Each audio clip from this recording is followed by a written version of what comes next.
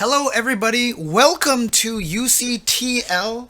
I know you guys are hoping that you are going to catch some UCTV today, but unfortunately, we kind of set up the wrong venue. So we're Ultra Chen Total Landscaping today instead of Ultra Chen TV. And so I am joined here once again by Mr. Ultra David and now clear as day, Mr. Tubaware. Wow, People you can look see good me out now. there, sitting on the side of the screen between the dildo shop and the crematorium. It's a great position for yourself.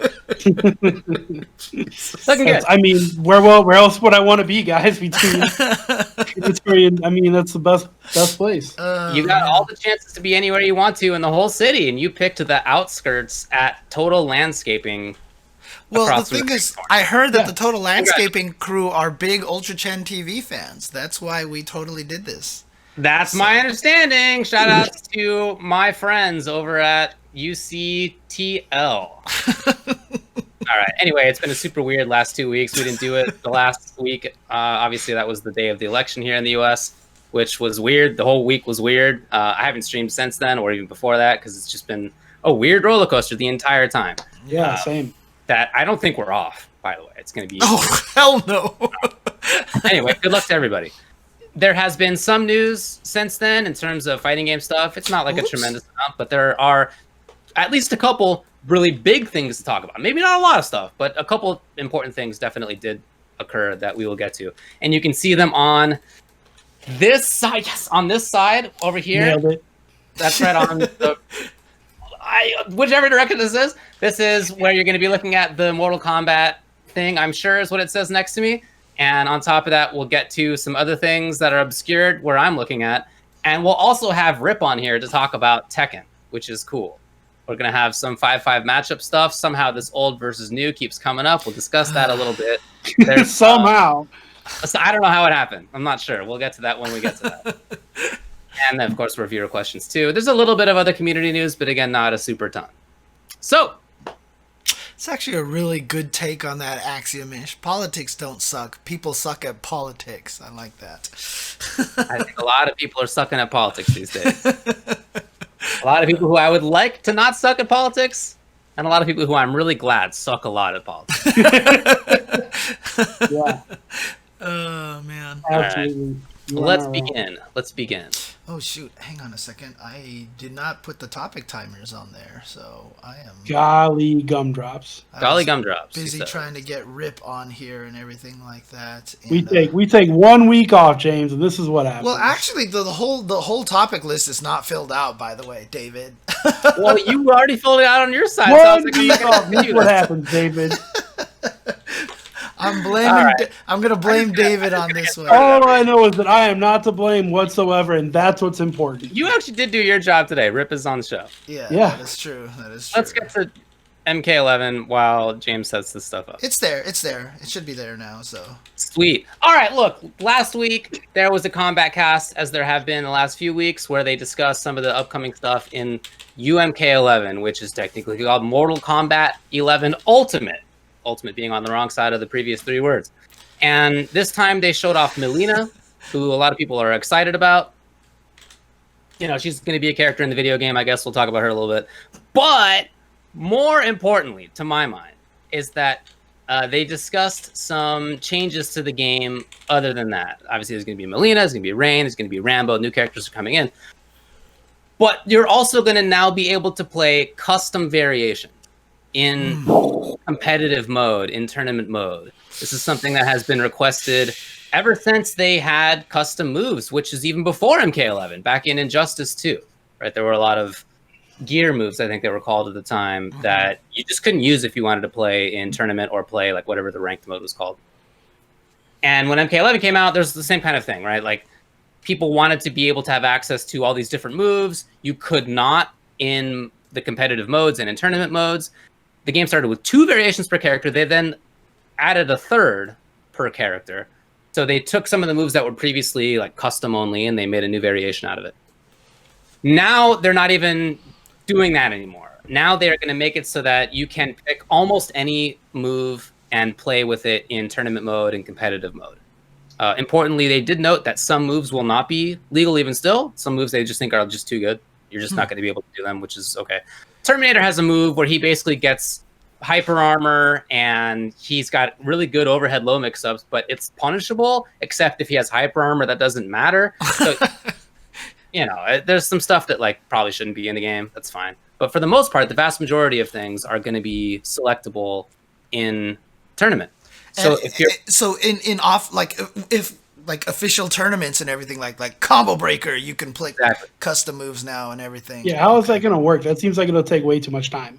Well, I mean, we haven't seen it yet, but what they described it as is basically the same menu that comes up, or similar menu that comes up when you go into the customization mode in the game.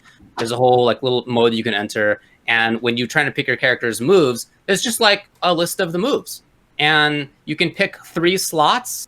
Most moves take up 1 slot. Some moves take up 2 slots. Some moves are incompatible with each other, and it's pretty intelligible the way that they have it set up there. So if it's going to be anything like that, and they said it's going to be something like that, it should be pretty easy to do. I mean, it's not going to take any more time than picking stuff in CVS2 or whatever it is, and probably less time. Yeah. But what they also said is that when we're playing online, you don't get to pick a variation like on the fly in that same way. You get to instead like create variations beforehand, which is already how it works. And then you just use those variations that you've made beforehand when you're playing online. That makes sense. Yeah, so that really throws a big monkey wrench into things. There's so many funky moves back there and the custom things. Lots of characters can be played. Like, say you're me, and you really like command grabs and zoning. You could just create a character like RoboCop who has really good zoning and also a command grab. Cool. Sure. Like, there's that kind of thing that you can do. I'm really looking forward to that, and there's going to be a lot of creativity involved. We'll talk about what we sort of think how it might go briefly, but just before that, they're also fixing a bunch of other stuff, changing a bunch of other stuff, fixing hurt boxes that have created some inconsistencies, changing how low pokes work, making it so that hop attacks are immune to down ones, so that there's more utility in that, and you can blow up down ones more. Wait, which ones are immune to down ones are going to be? The little hop attacks, the overhead. Oh, dang. Okay. They're actually that's a very Tekken thing, to make it so that the down ones just can't punch hop kicks. Yeah, they're just going to be like low crushes or whatever. We'll see how that turns out. They've changed delayed wake-up timing a little bit, and they've also made it so there's only 1 delayed wake-up timing. Fatal blows have less pushback, which has been a complaint the community's had about the game since launch.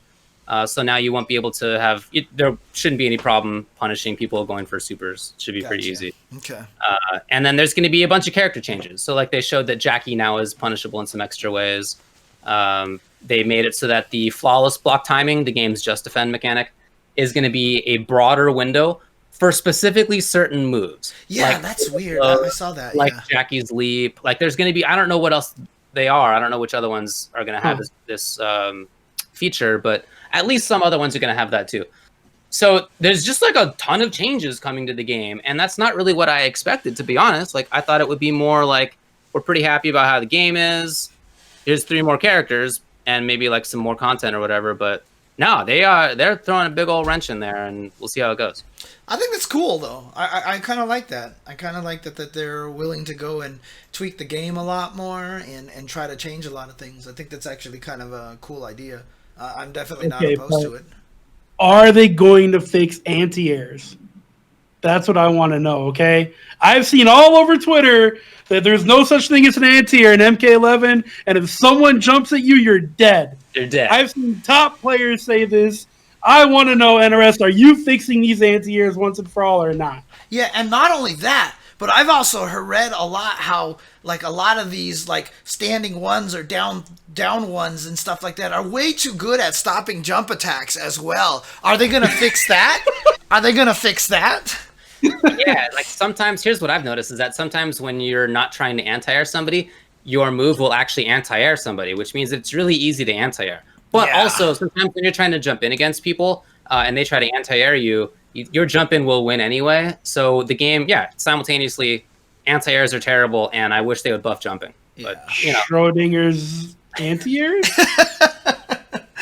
Is that where we're at now? I don't know what to say about that. I mean, that is a complaint that some people have about the game. It's just, I feel it's a complaint that's made maybe by somebody who hasn't played the many, many fighting games where jumping in creates a mix-up, like the timing of a jump attack versus going for a parry or a just defend, or going for an air dash or an air block or whatever. Like, this is like at least half of all fighting games, right? There's like a mix-up about jump-ins.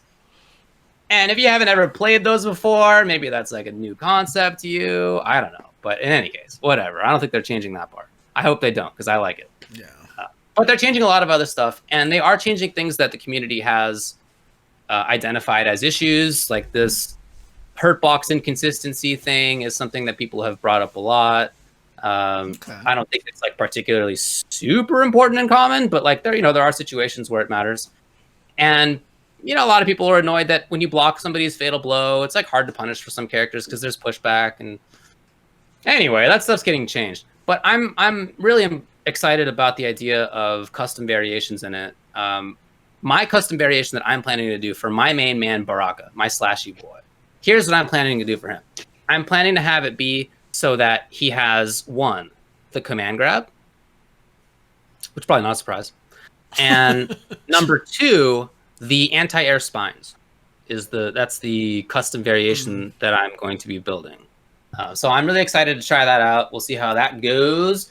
I'm also going to pick a RoboCop that's like, weird amalgamation of stuff. And I'm just looking forward to seeing what people do.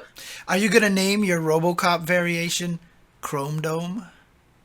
Wow. Yes. Does it blow your mind right now? Absolutely. Okay, so we've talked about the potential of having custom moves before. When MK11 came out, back in Injustice 2, we talked about gear moves. And I remember during Street Fighter Cross Tekken. Yeah, right.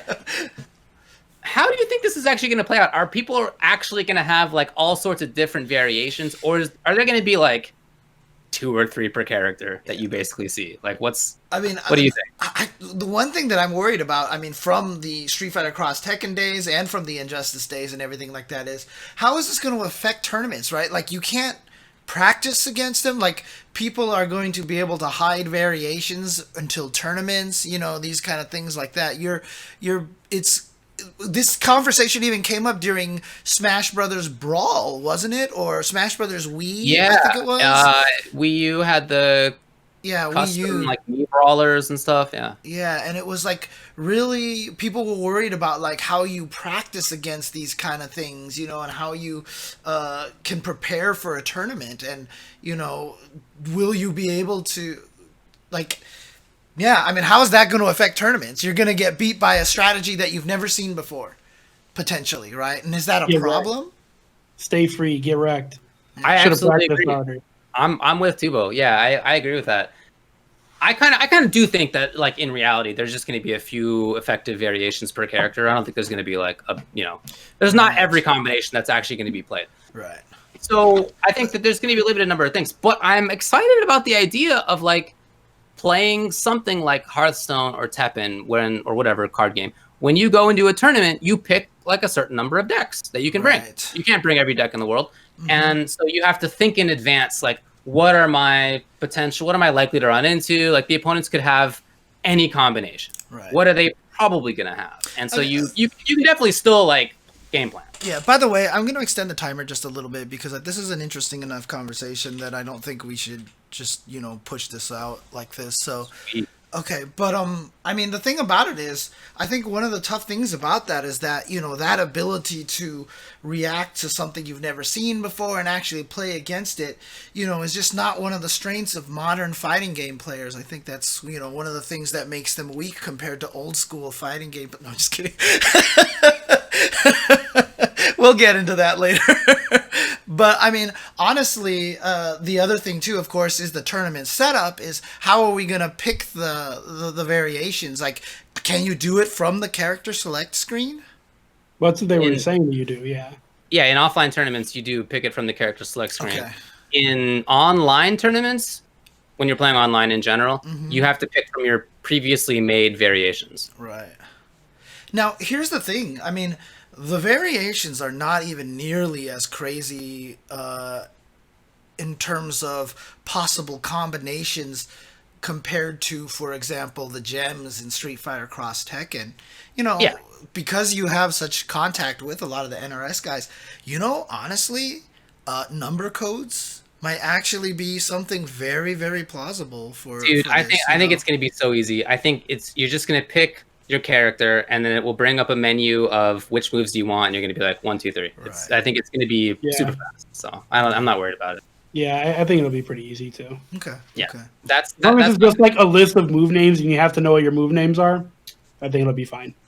Okay. That's actually that might be useful. Yeah, because I've been watching other people go through all the custom moves in the game. There are a ton of them, and like I don't know a lot of them. I've never seen them before. I've never really put time into that. So yeah, there's going to be a lot to know for sure, and that will be tough as competitor. But like it'll also be maybe a benefit as a competitor. You can pick some stuff that other people don't know. We've played around these kinds of games before, so I'm not worried, and I'm not even that worried about like will one be too good, because I feel like at this point NRS is doing a super good job and has been for the last couple of games of just making balanced stuff. And if they're going to be putting out these custom moves that anybody can pick, like some of them right now are super good. Like Scorpion has one that's a 7-frame startup, which in the context of Mortal Kombat 11 means you're punishing like a third of the strings, like a ton of stuff. Mm-hmm. Are they going to let that actually be competitive? I would bet not. Like probably they're going to nerf that. What if they did? That's the question, right? What if they just let it go? Yeah. Then Scorpion would be mega good. I mean, Yeah, sounds like a lot of people are picking Scorpion. Yeah, for sure. And I just don't expect them to like let that happen. But I guess we'll see. When they made the third variation after only starting with 2, they did change a bunch of the moves that they put into the competitive third variation. Right. Now, that's a good question. Like, so somebody was talking about this in the chat. These moves that are going to be banned are just going to be banned. Like, literally in game, they are banned. You cannot pick them for these modes, basically, right? That's my guess. I mean, I would think they would do it like that. Yeah. Okay.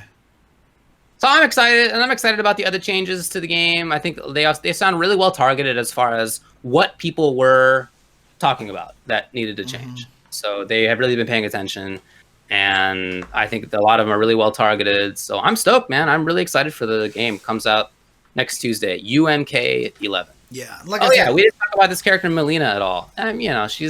She's purple katana. She Megan Thee Stallion. They had a little promo with her. She has teeth or something like that. I mean, these big old honky teeth. Oh my god! But here's the question, though. I mean, do we really need to talk about Mileena? Are there any Mileena fans out there? I swear, I feel like I never hear from them on social media at all whatsoever. If there are, they're definitely not watching Ultra 10 TV right now. Yeah, that's my honest guess. I don't think that's our fan base. No, I mean she looks cool. Like they did do nice work with her animations. I think they've continued to improve in that. And she has a command grab in one variation. She has like her default moves in another variation. But it doesn't really. It's not going to work like that, right? Like. So they showed them off as like, here are her variations. And then at the end of the show, they were like, by the way, we're getting rid of variations and you can pick whatever you want. So, we'll see. Variations then essentially become like recommendations, right? Like, I want to use this character, but I don't know what's a good combination. Here's these variations you can start with. And I think that works. I can see that. I think that's fine. I think that actually makes total sense. Yeah. Anyway, I'm stoked for it. It comes out on Tuesday. Okay. Cool. PlayStation, Xbox. PlayStation 5 is coming out on the 12th. And Xbox Series, or just Xbox, we were talking about what to even call this before, is out now, if you ordered one. So that's cool. It's this week that the next gen consoles come out. Yeah. I honestly, I don't. Well, first of all, I feel like Xbox has been really trying to change themselves to being, they're just the Xbox, just like they're just the iPhone, right? So whatever is the current generation, it's, I have the iPhone. So you say, I have the Xbox. And so there's really no like 360 or One or whatever name now. I'm guessing that's what they're trying to do, trying to set that precedent. Well, if they're trying to do that, they're failing miserably. Yeah, I think their current naming convention is awful. Yeah. Like, there's just been an established naming convention on video game consoles for 30 years, right? Like they're not going to change it if that is what they're trying to do. You may be right that they're trying to do that, but I also think that Brock's right that it's just not going to work. Yeah, I don't think it's a good idea at all. Like, you're trying to correct. I'll call it the series. Yeah. I call it the Xbox Now. That's just what I'm calling it. I'm just gonna call every generation the Xbox Now. But I mean, I think I'm honestly gonna call it the series. I'm not gonna say Series X, Series S every time. I can't do that. I can't figure out if it's kind of like an age bias here right now, which we'll be getting into a lot more later on.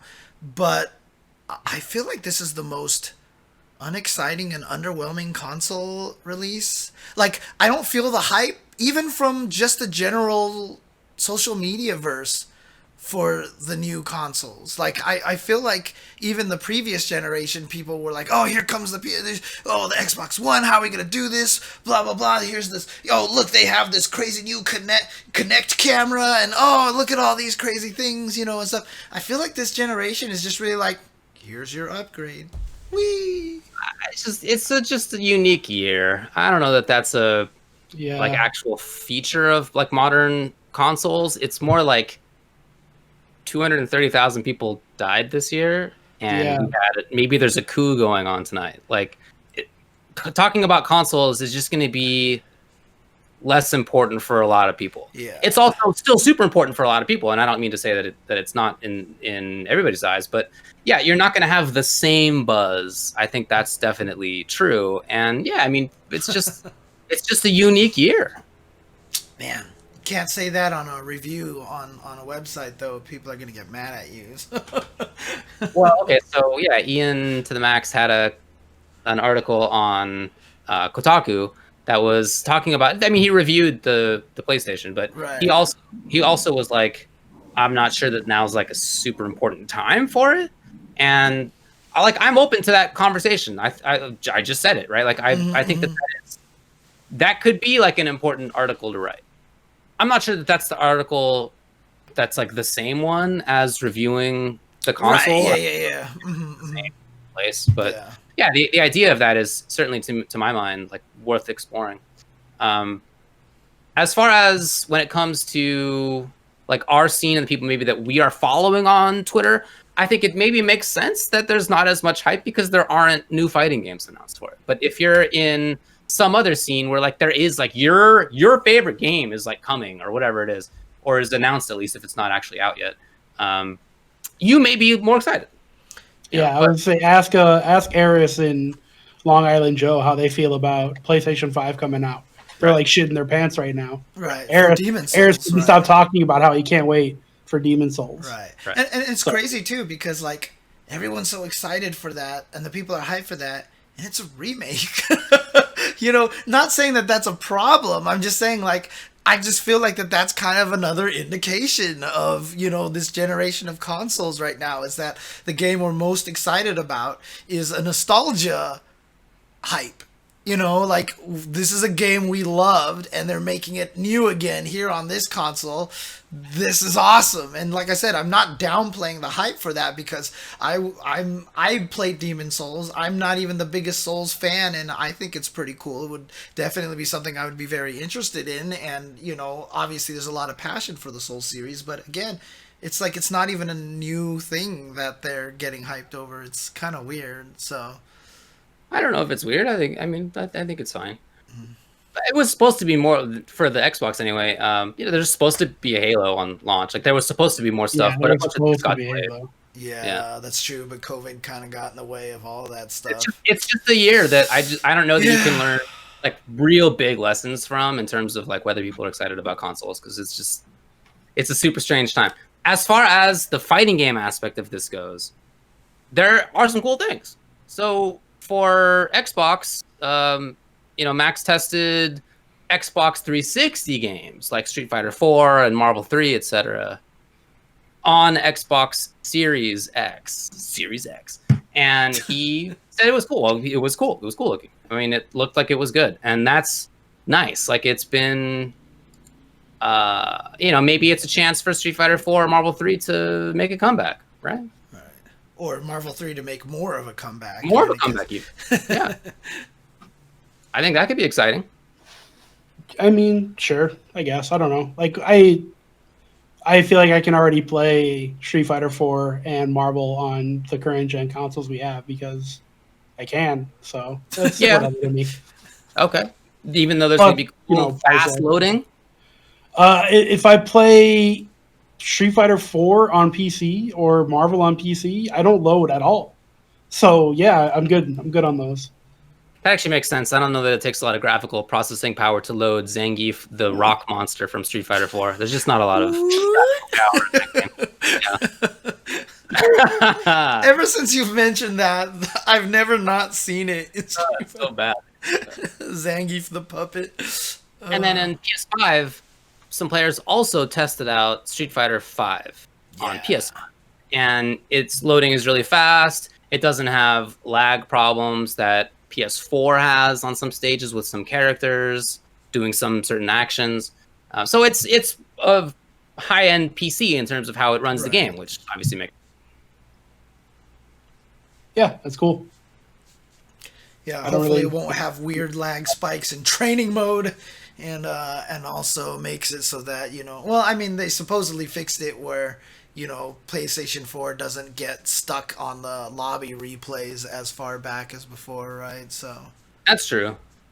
But you're still going to be playing. So my understanding is that you get to play against people on PS4 and PC from PS5. Like the console just treats it as a PS4. Oh, okay, good. This is my understanding. So it's not going to split up the community, which is nice. However, what that also means is that you're going to have lightning fast loading when you're playing online. You're going to go from picking your character to being like, all right, game's ready to play. And you're matched up against somebody using an original PlayStation 4. And it takes them 50 seconds. Yeah, it's actually getting there. You're just going to see a blank white screen for the next 50 seconds. Or you just see the two characters. Yeah, they're looking at each other. Yeah. Zangief with his hollowed out eyes, there's not a lot of graphical processing power in this game. Zangief, how they do Zangief. Oh man, every character in the game has those hollow eyes, so that's true. I don't know anything else to say about consoles. Obviously none of us bought one. I mean, I can't, but I did definitely see some people are saying that the PS5 pre-orders have exceeded PS4 pre-orders, so for the first 3 months, so people are definitely excited about that. So that's cool. That's cool to see. I mean, I'm really interested in seeing how the new, because people are telling me they've been using their PS5 controllers on the PC, and they said the PS5 controller feels really good. Like I've heard that, yeah. Like the D-pad doesn't feel mushy like it does in all the old PlayStation controllers and such. So that's cool. That's actually sounds kind of cool. And yeah, I've heard good things about both of the new controllers. Actually, there are a lot of positivity about them in terms of reviews. Cool. Maybe one day I'll own one.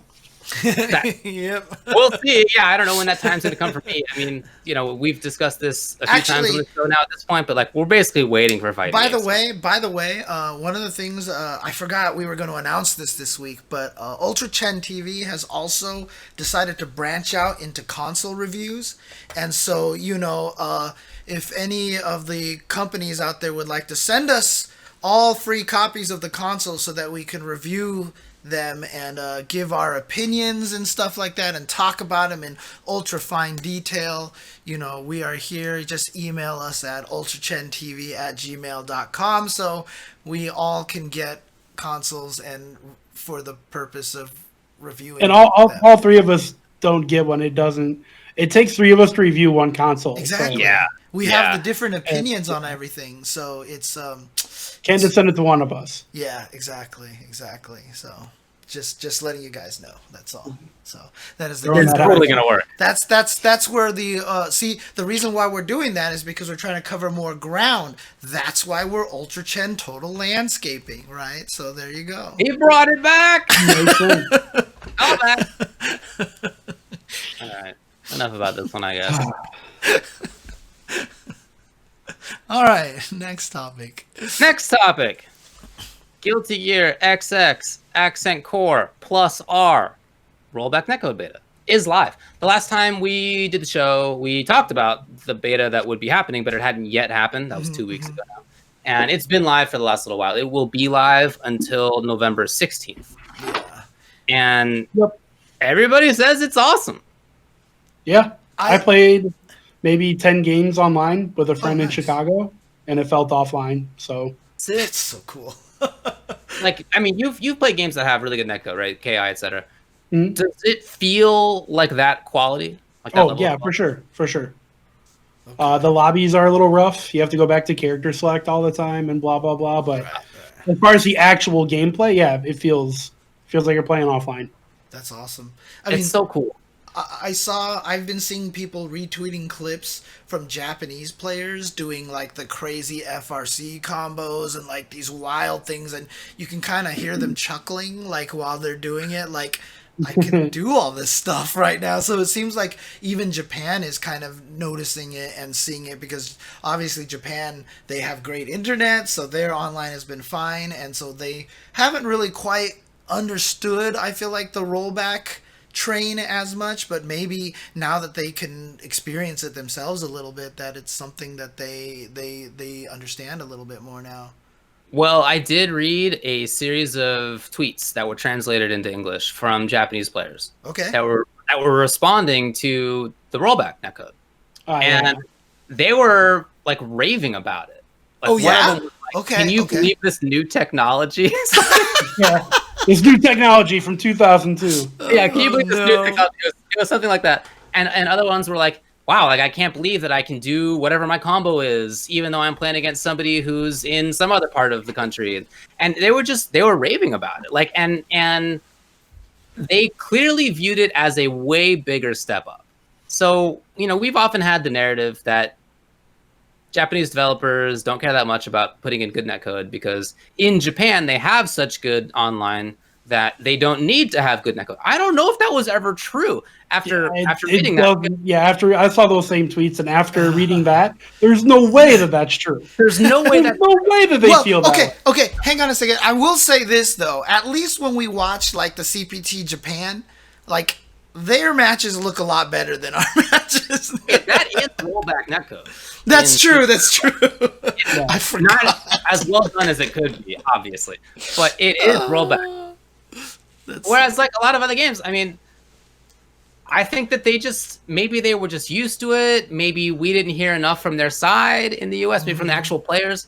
I don't know what it was, but we definitely have long had that perception of why there wasn't good netcoding games, and I just don't think it was true in reality now. Okay. Having read their reactions, they were so mystified. Yeah, can you believe that some player felt that this was new technology, whereas it's existed for almost 2 decades and has been in some major fighting games for 8 years. Yeah, but not a lot of them that are popular enough in Japan. That's the thing, right? There you go. KI, Mortal Kombat, you're not going to play those games in Japan as much. So that's the problem. So there you go. Yeah. So I think that's super cool. Really cool to see. And although like I'm not a gearhead, but I'm really happy for my friends who are. I have a lot of friends who were Guilty Gear players or still are, right?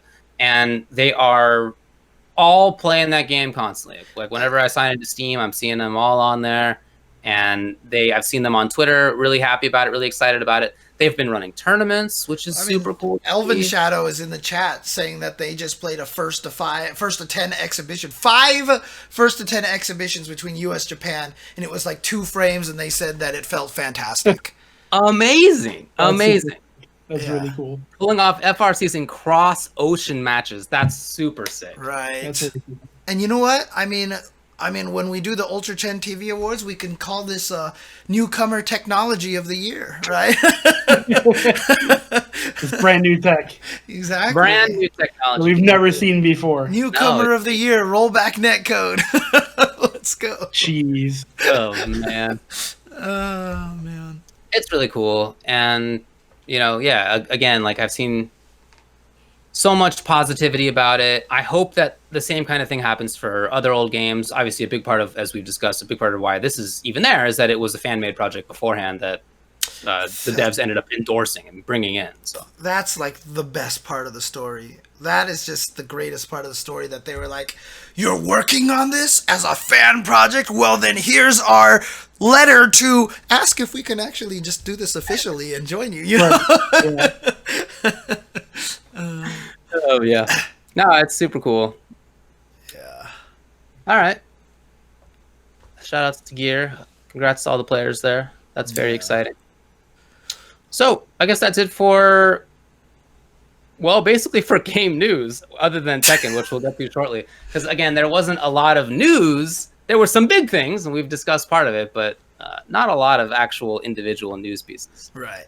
But obviously one of the biggest news is all the Tekken stuff. None of us here are Tekken experts, but we have a special guest for you guys who is a Tekken expert.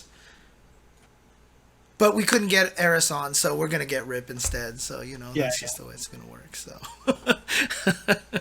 All right, Rip.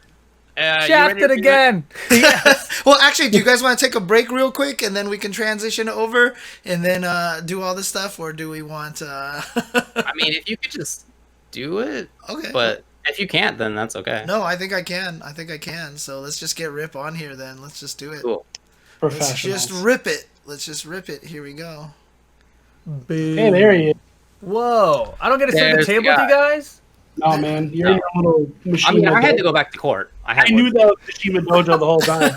Totally, yeah. It's just not enough room at the table for all four of us, so we had to transition. See, that's why I want to go on break, is to give the illusion that David runs to the actual court, and Brandon runs all the way to the Marvel stage, wherever that happens to be on the danger planet. room, James. God, come on. How could you not know that? I knew the background that Rip was in right away. Yeah. I had no idea that was a danger room. Yeah, I actually did. Because I remember the danger room from X-Men Children of the Atom, which was sick, by the way, which is such a great background. I didn't realize that was the danger room in Marvel 3. Sorry. That's just... Yeah, it looks better when you can see the floor, but it's fine. All right, what's up, Rip? Hi, Rip. Much. I mean, well, there's a ton going on. There is Tekken got a lot of stuff. What do you guys want to start? Well, Season 4 is officially out now, right? So a lot of things changing in there. I guess overview of kind of like what's changed, system changes, and, Sure. balance changes, etc. So one of the things they said they were going to do was they were going to increase the life bar. And this was like a big deal because in the previous season, Season 3, there was like increased combos, increased damage for everybody. And everyone thought, oh man, this is a disaster. So then there's increased health is coming. We're like, all right, that's kind of a good band-aid to slap on it. And then they announced it's going from 170 HP to 175 HP. So, a jab is like more than 5 damage. So a lot of people are pretty upset about that. But what they didn't tell us that they were doing, that they did do, they did decrease the scaling on the combos for wall combos, and for like balcony breaks and extended wall combos. So I guess there is more damage scaling and reduction that they did across the board by doing that, which is a better way of doing it in my opinion. I would have liked them to increase the combo scaling on just the regular combos as well, not just the wall, but I think this is a good place to start at least. Well, I mean, look, someone's going to win in a tournament with 1 pixel, and everyone's going to be like, see? That Dude, 5 it's already health. happening. It's already happening. Like I played probably like 15 hours in the last 2 days, which is ridiculous. But dang. There's so many times that you end around, you're like, oh, I survived, and they're like, here comes the comeback because now I have rage and all these comeback mechanics are available. So it's already making a difference. I was hoping they were going to go for like 20 damage or something, but 5, it's actually making a little bit of a difference. As far as character balance goes, they have basically given buffs for the majority of the cast. Okay. The characters that were super buffed before that people complaining about, like Leroy Fakram, Paul Phoenix, etc., they've all gotten like small nerfs. So they did actually kind of try to address some of that, but a lot of them are still very strong. Okay. And now it just seems like everyone else who wasn't good in the past, like Lars, they've actually made viable now. Cool. So they've done a really good job of bringing up the old characters, but it's getting to a point now where everyone is going to be really scary, which is maybe good, maybe bad. I'm not sure. We'll have to see how it plays out. It's still early. Well, I mean, I was reading some things from some people saying that Leroy was deleted from the game. I mean, was that just like all exaggeration again, typical reaction? It's always reacts and stuff like that, right? Yeah, okay. And one of the things Tekken's done, similar to how Dave was talking about Mortal Kombat earlier, season by season, you kind of expect them to be like, oh, the game's kind of a good place. Just a couple tweaks, it will be kind of good to go. And then they come out with these new seasons like, surprise, there's new stuff for everybody. Things are majorly changed. You're like, why? Why do we need all of this change? But it's basically a whole fresh new game at this point. And people react on Twitter the way they do. The character's dead. This character will never win again. They're all wrong. It's the same thing. They're all wrong. They're all wrong. There's, which character died in the patches? Honestly, I don't think anybody. Okay, but like, who did they think died? I don't know. Like, I think everybody thinks their own character died if they saw one nerf, and if a character got a buff, they're like, that character's unstoppable now. I think Devilgen is ridiculous right now. I mean, it's probably that character is silly. Probably even characters that got buffs, but their buffs weren't as good as the other buffs, and so that character's dead. Exactly. Like, that's kind of the way to look at it. I've been told that things have become maybe a little more homogenous. Are you worried about that at all? That everything's going to become samey? I mean, I've seen some people start to complain about that. Like, for example, they gave Bob a 15-frame launcher, which he's never had before. So before, he was this character that didn't have that tool and was kind of one of the things about it. You could do stuff that was minus 15 against him. But what's been happening across the board in this patch, when you look at it, a lot of stuff that was, say, like minus 15 before is now minus 14. So now a 14-frame launcher is kind of becoming what a 15-frame launcher was in the past. So, they're just kind of keeping Bob in line with the rest of the changes they're making across the board. So I don't know what to think about that. It's a direction they're heading. It's not something that's final, I don't think. I don't feel like the rest of the cast is really homogenized. That's like an argument that people have said about Tekken for a long time. And I don't really see it that way. There's a lot of trade-offs that I think people don't look at when they're looking at the balance of a Tekken character. I'll use my character as an example. Like Law, his Rage Drive and his Power Crush are terrible, but he's got the best standing punishes in the game. So people are like, Law's the best character. He's got all the punches. So I'm like, yeah, but he doesn't have a good backdash. He doesn't have a good standing jab range, etc. Right? So you gotta like look at everything, and I think a lot of people don't do a good job of taking everything into consideration. Yeah, and Tekken is just one of those games that has that kind of very subtle details that a lot of people I feel like gloss over, right? So for sure.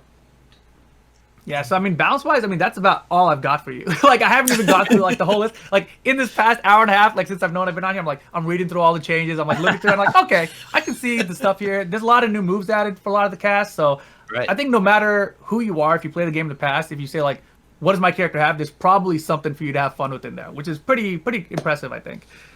Just glossing over the list of everything and saying, what does my character have? What can I do here?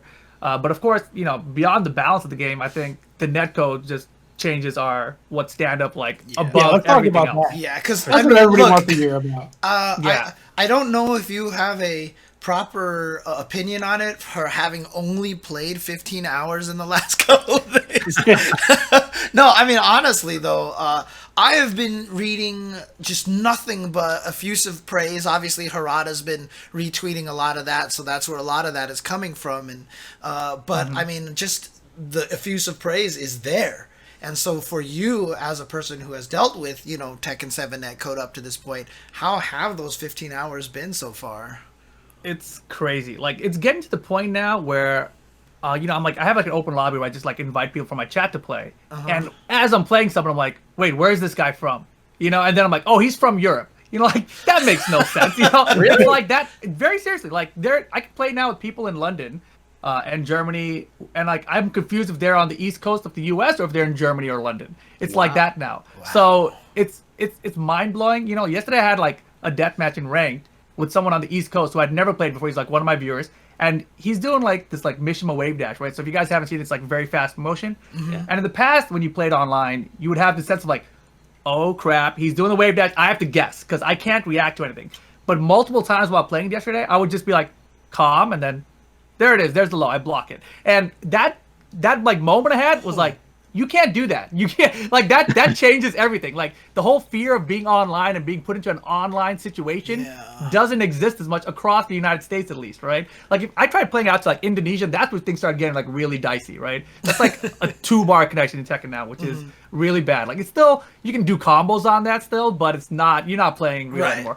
I tried playing with Pakistan, that didn't work at all. So that was like, okay, that doesn't work.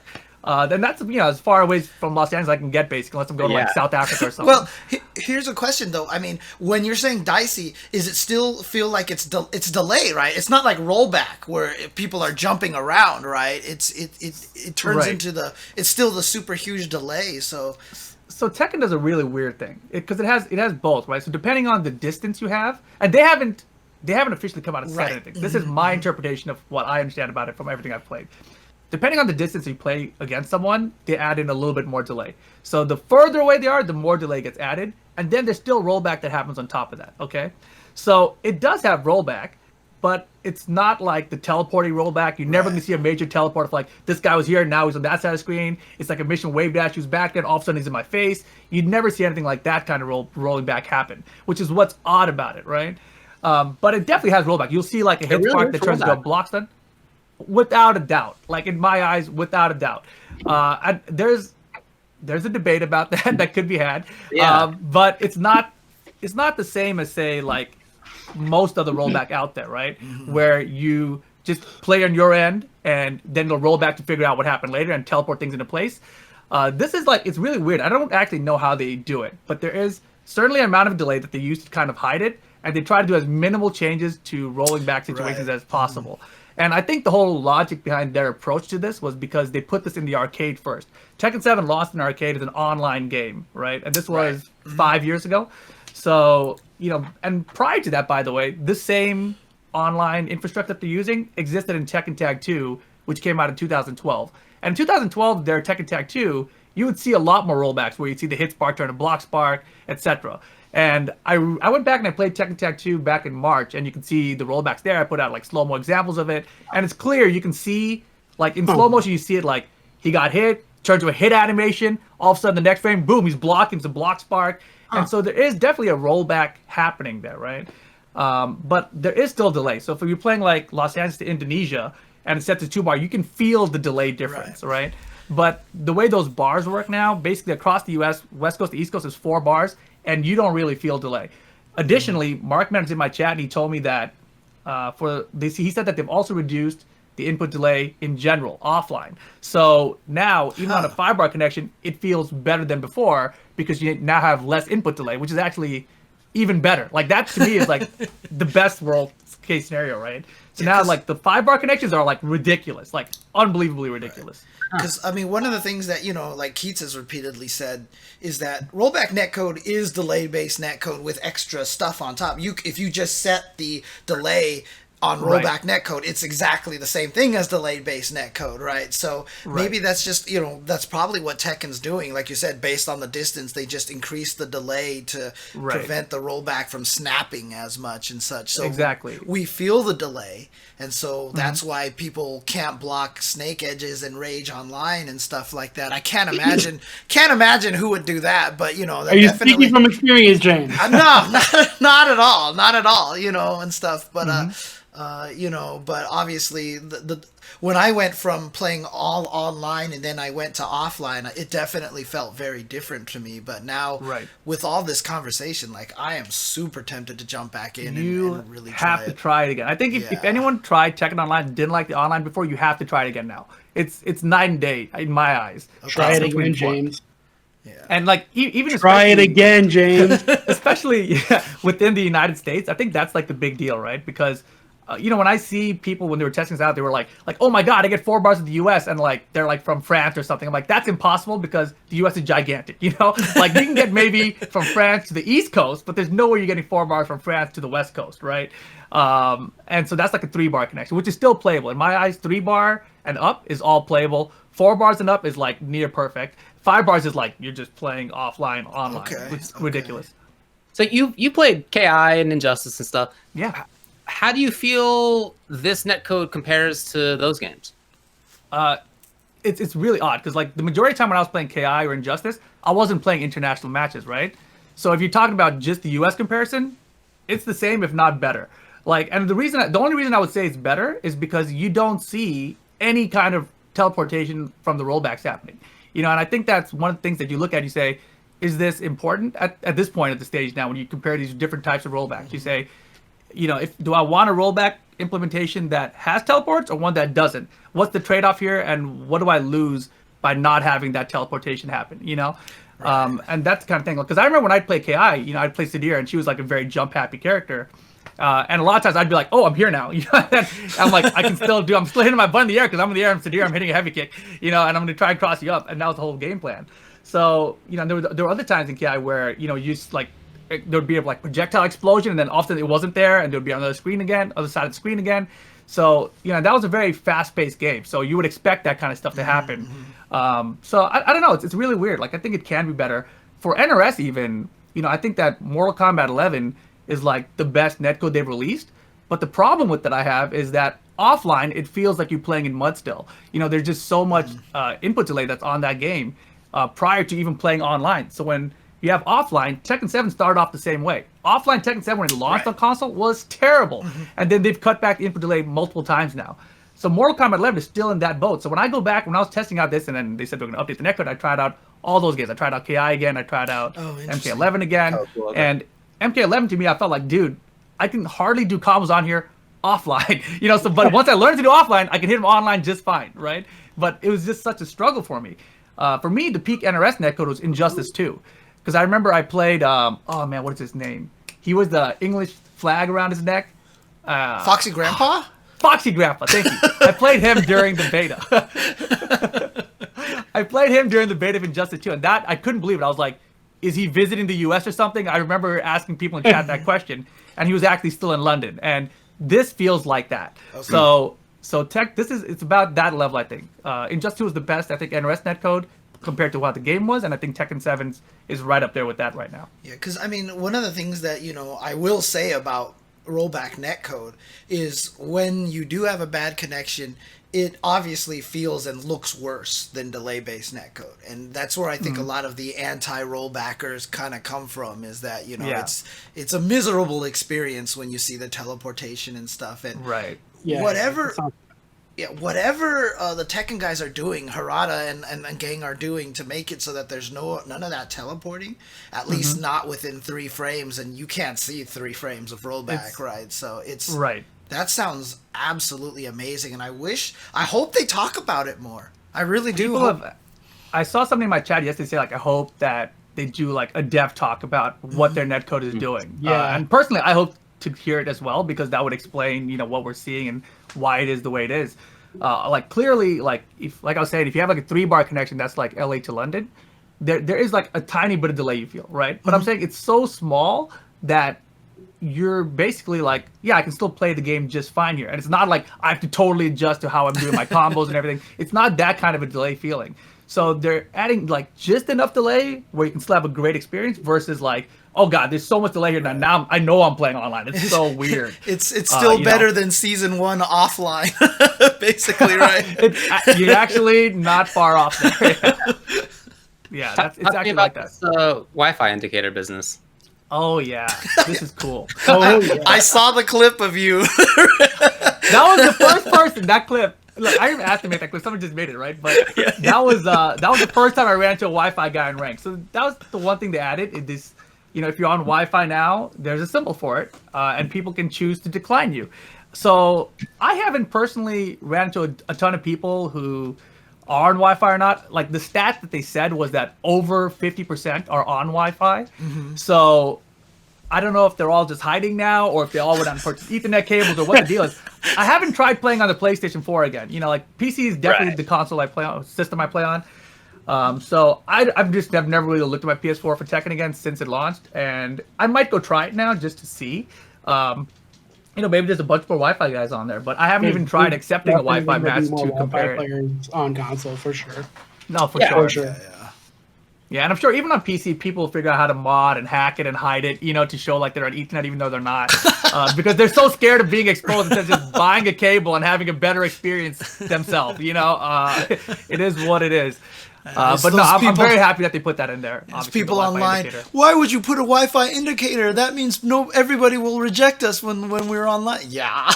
Yeah, that's kind of funny. That's the idea, bud. I think I feel like the majority of that must be just memes and people like trolling. I don't know how much of that is real. It's hard to say, to be honest. I don't know, man. I saw that conversation like from like Smash players or something like that, so I think it's pretty serious. To be honest with you, so Yeah, it's fine on my end. I understand why the Wi-Fi is bad on your end. You know, like, Yeah. I mean that's very common, right? For sure. But yeah, everything else with Tekken is just it's all been good news so far. They have a new character, Kunimitsu, Yeah. that they revealed. You know, they said beforehand that like she plays nothing like a Tekken character and stuff. So I was excited that she was gonna have like a meter mechanic or something. There's none of that. She's got one projectile she can throw across, and that's about it. Everything else is very Tekken-like. Yeah, Nothing like a that's all. Tekken character. She has a kunai. Yeah, she's got one kunai she can throw One across. kunai. Yeah. is it like literally just like one thing you can throw and then you can't throw it anymore or something? No. It's a projectile. She can do Okay, it repeatedly. And if you block it, then she teleports you and she's punishable. So it's kind of like a projectile that's punishable, which the other characters don't have about their projectiles really. Like Noctis's, he'll teleport you, but it's not punishable. So she's kind of a mix of, I would say, Yoshimitsu and Noctis, with maybe some Master Raven thrown in there for her combos. So if you like any of those characters, Kunimitsu is probably the character for you. She does crazy damage. Her combos look very stylish. She's very small, so she looks like very short on screen, which I feel like is gonna be useful in some ways to be evasive for certain things. But it's one of those things where we just have to see how it plays out. It's only like a day and a half in right now for the character. Some people are saying in the chat that her backdash is super good. Oh, it is. Yeah, it's probably gonna get nerfed. It looks like it almost looks like it's bugged. Like I've seen like high-level Korean players backwards. She looks like she's sliding backwards across the screen. I'm like, well, that's too fast. It's ridiculous. And she's small, so she backdash and ducked, and then you're like, well, I can't do nothing. Right, yeah. See now, because that sounded like it was a character that I need to play now, just so I could run away. I mean, you'll like her anyway. Like, I think her combos are just so fun to hit that. Oh yeah, okay. She's a fun character to play in general. Yeah. Okay. Yeah, All right. That's all I've got. Do you have any like feelings on whether she's strong or is it just too early? I think it's too early right now. She doesn't have anything that stands out as super broken other than the backdash, I think. Her damage, her wall carries really far, but then like the ender that goes the furthest swaps sides. So it's like she can take you all the way to the wall, but at the end she puts herself at the wall. So it's this weird situation. It's going to take a while, but I don't feel like she's a very busted character like a Fakamram or a Leroy was, unless the backdash is that good. I think she'll be very annoying and hard to deal with, but not a broken character right now for what I'm seeing. All right. Well, okay. Anything else to say about Tekken the game itself? I saw Arturo tweeted that the player base on Steam has more than doubled since this netcode update. It went from like 4,000 something to like 9,000 something. I think a lot of people are excited about the netcode, and if you, like I said earlier, if you guys haven't tried it out before, try it out now. Try it out again, basically. If you didn't like it before, try it out now. And I've seen a lot of people get caught up in the discussion, like, but is it real rollback? And I'm like, it doesn't even matter. Like, none of us know the technical details. Go play it. If you like it, continue playing it. I think you're gonna like it though, because it's that good right now to me. Okay. Dude, I just saw the tweet that was linked by Shay in the chat that shows what her backdash looks like. It actually kind of almost does look bugged. Yeah, wow. It looks bugged, right? It's like the initial frames of the backdash are too big.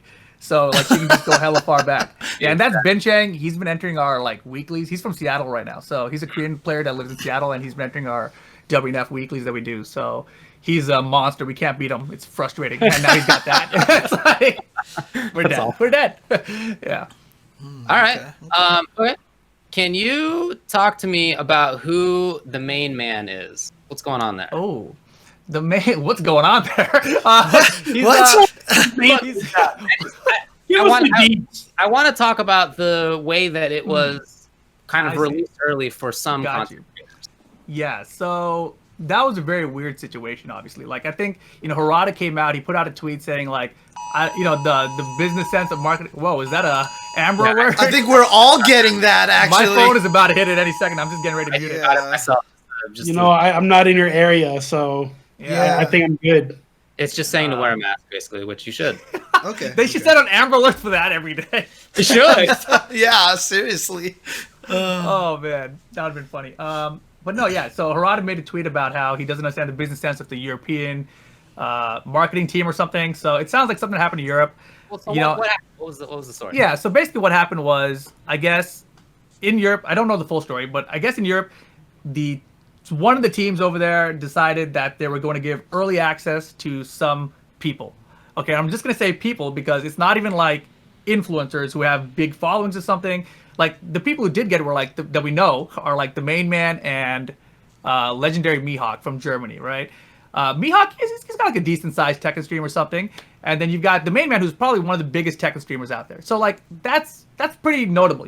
Those guys deserve to get in my eyes, right?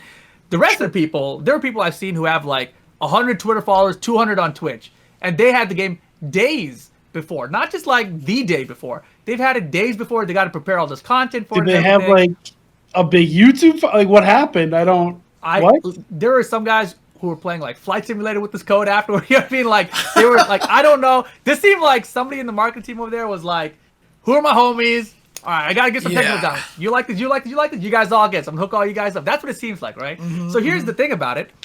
That same weekend was the Tekken Online Challenge. It was last weekend. Tekken Online Challenge, which is this weekly event they've been doing for different regions. There's an open bracket tournament, exhibition matches.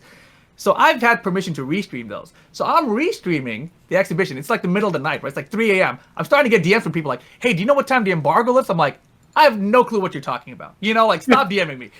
Then around like, I'm like, it's like the final exhibition match of the night. And in the middle of it, people in my chat started going ham like, "Main man streaming season 4. I'm like, "Say what?" You know, like it's the Tekken Online Challenge on the official Tekken channel that's happening at the same time that their embargo lifts to stream season 4. Like that clearly did not have any thought process behind it, right? So I see that happen. I'm like, okay, someone effed up, number one, because there's no way that got approval. Just you can tell just from this one moment, right? And I'm like, well, this is what it is. Let's see what happens with it. And then it turns out they had days of access. They had the patch notes, even though the patch notes weren't out for everybody. And it just seemed like it was clearly something that was for that was not approved globally. You know what I mean? And like personally, I just felt like it was such a bad way to reveal it to the community, because everyone at that point, until that point, everyone had been super excited about season 4's release, and then they were all excited like get their hands on it. And I think of it in the sense of like, if the game came out for everyone globally, same moment, boom, the update hits Steam or whatever. Everyone's like, download it. Everyone figures out what's happening. Look at all these new moves. And instead you're like, did you guys watch that guy stream at all yesterday? It kind of like killed the hype for a lot of people, right? It's like, it's Christmas. And then the day before Christmas, somebody else unboxing your present. You're like, oh, that's what I got. Well, I guess I'll get it tomorrow. I've been waiting for it for a month now. I think that's kind of the feeling that happened. And it clearly wasn't something approved all the way up, because obviously Harada made the tweet about the European marketing team or whatever. So it sounds like that's where it started. And I've been around long enough to know that that's how those things happen. There's miscommunication between the regions. I don't fault any of the content creators. Obviously, like if you're a content creator and Bandai says, "Hey, we're giving early access to the game. Do you guys want to be a part of it?" Hell yeah, sign me up. You have no. And if you say no, what's that gonna do? Everyone else is gonna do it anyway. Right. And just as a reminder again, Ultra TV landscaping. If you want to send us anything early to, just kidding. Yeah. I'm also looking for an Xbox Series console. I'm part of Ultra Chen. Yeah. Guys. Yeah. Add my Twitter account to the poll. The thing that cracked me up a lot about the people who got it was that one of the people who got it was Tekken Master. And like he's a great guy, I love him. And he actually is pretty good at Tekken. But I guarantee that the reason that he got it was that his handle is Tekken Master.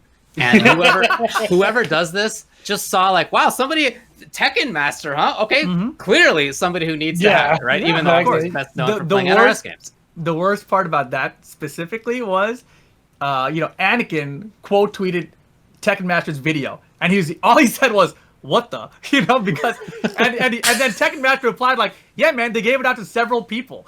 And then of course I'm thinking like, how could you say that to Anakin of all people? Right? First of all, Anakin actually tested the netcode update before it came out. Like he announced he was one tester, and even he was like, "What the?" when he saw Tekken Master's video online.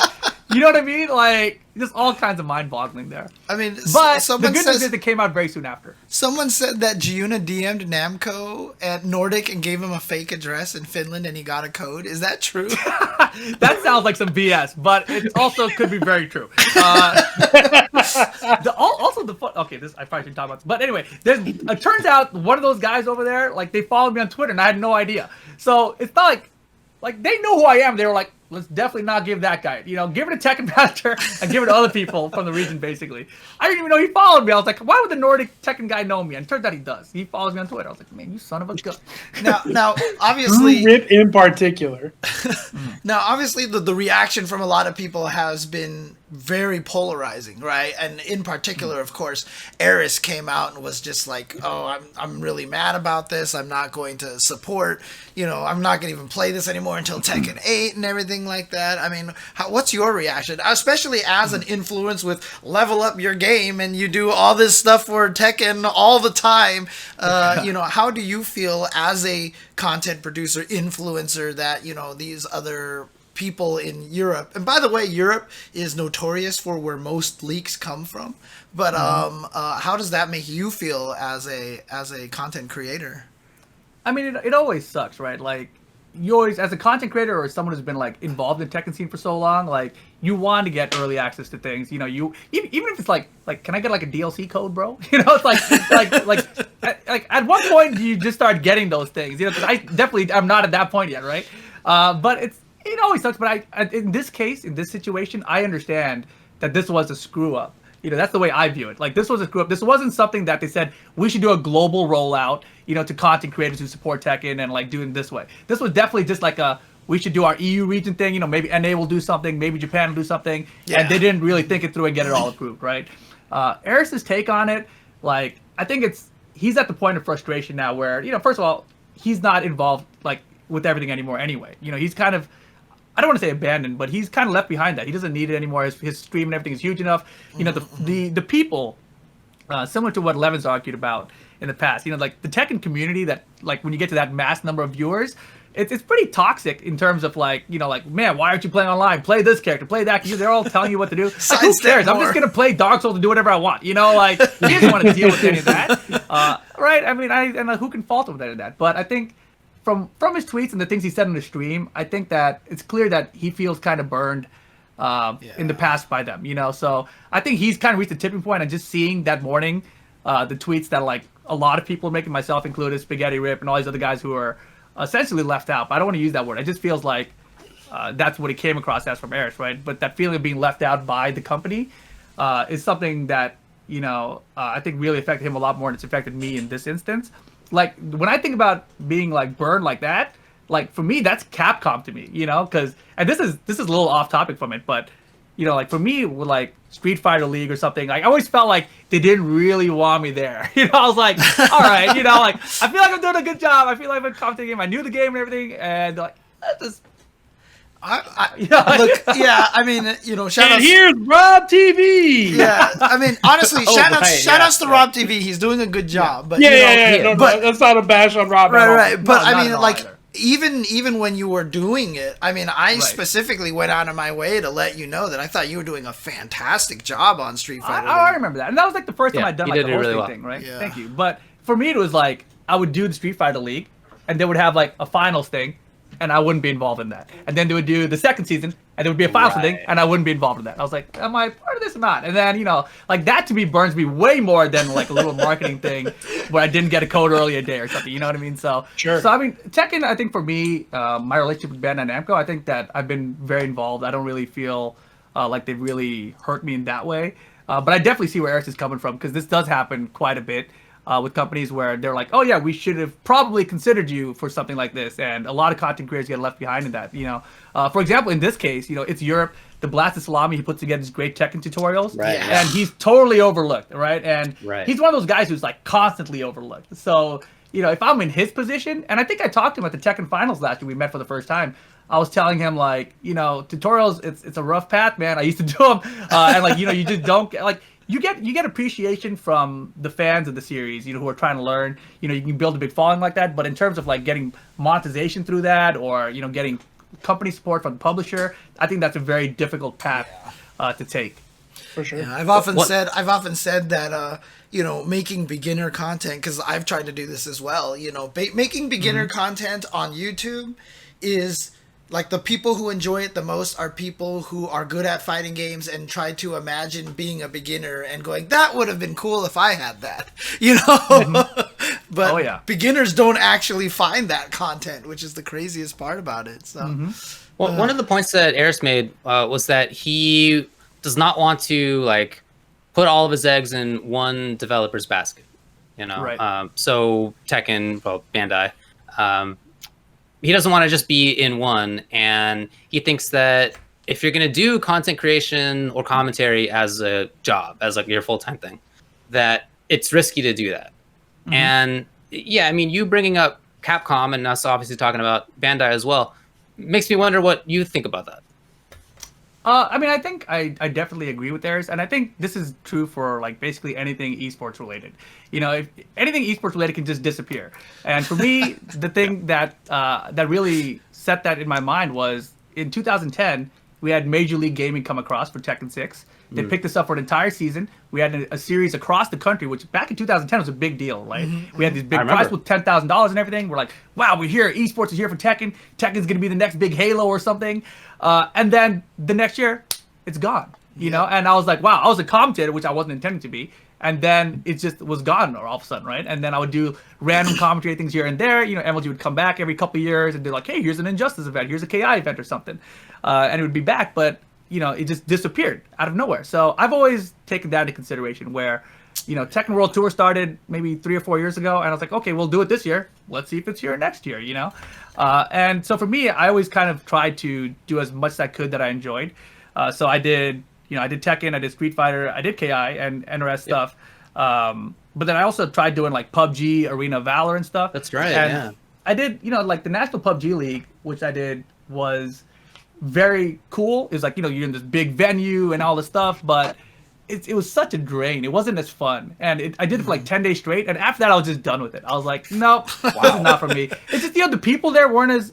Okay, I should be careful with this. Wait, hang on a second. Keep it 100, Rip. Hang on a second. I really like the people in the fighting game FGC. You know, the fighting game community is where I belong. Yeah, so I'm gonna. Okay, I've removed Rip from the screen, so you know he didn't say anything. No, I'm just kidding.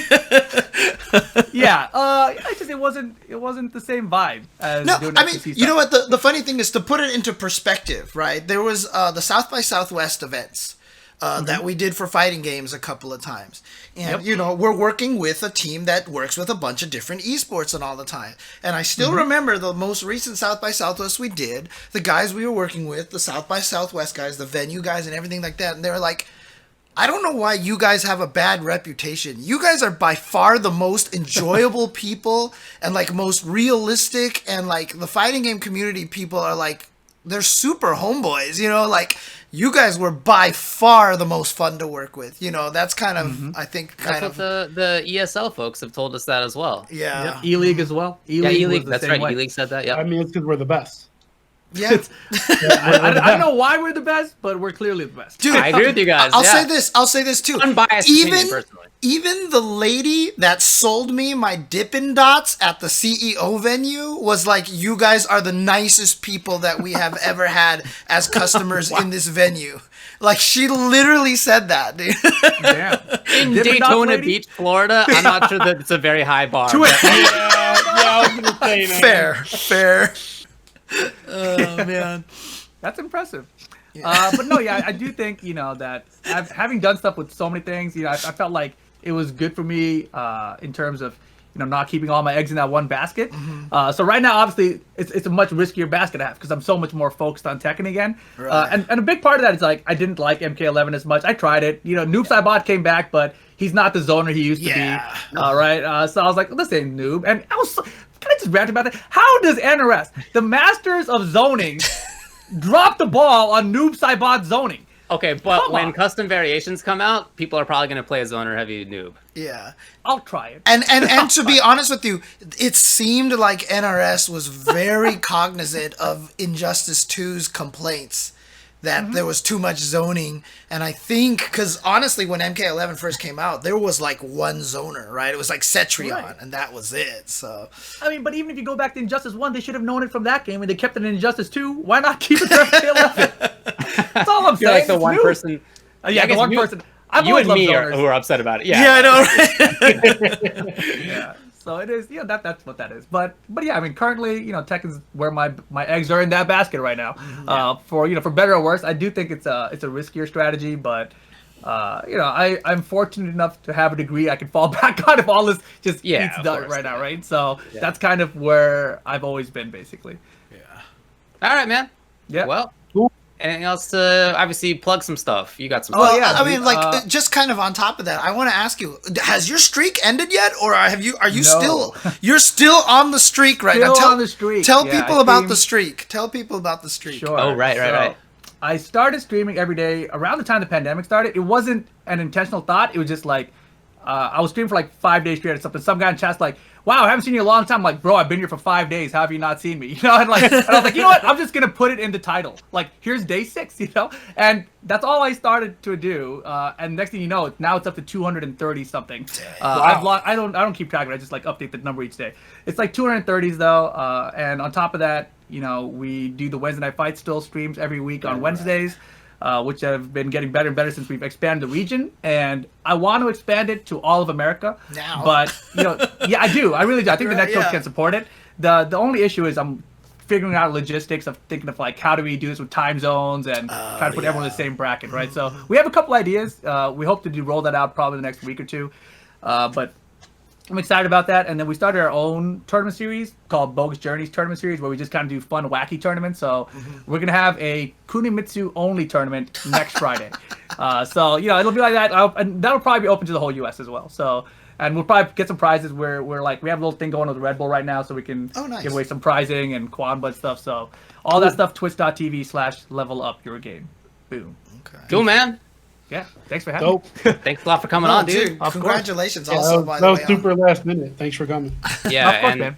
I'm really happy for you and all the Tekken heads for the great netcode. That's really super cool. Yeah. That's definitely I, fun, for man. one, am extremely jealous.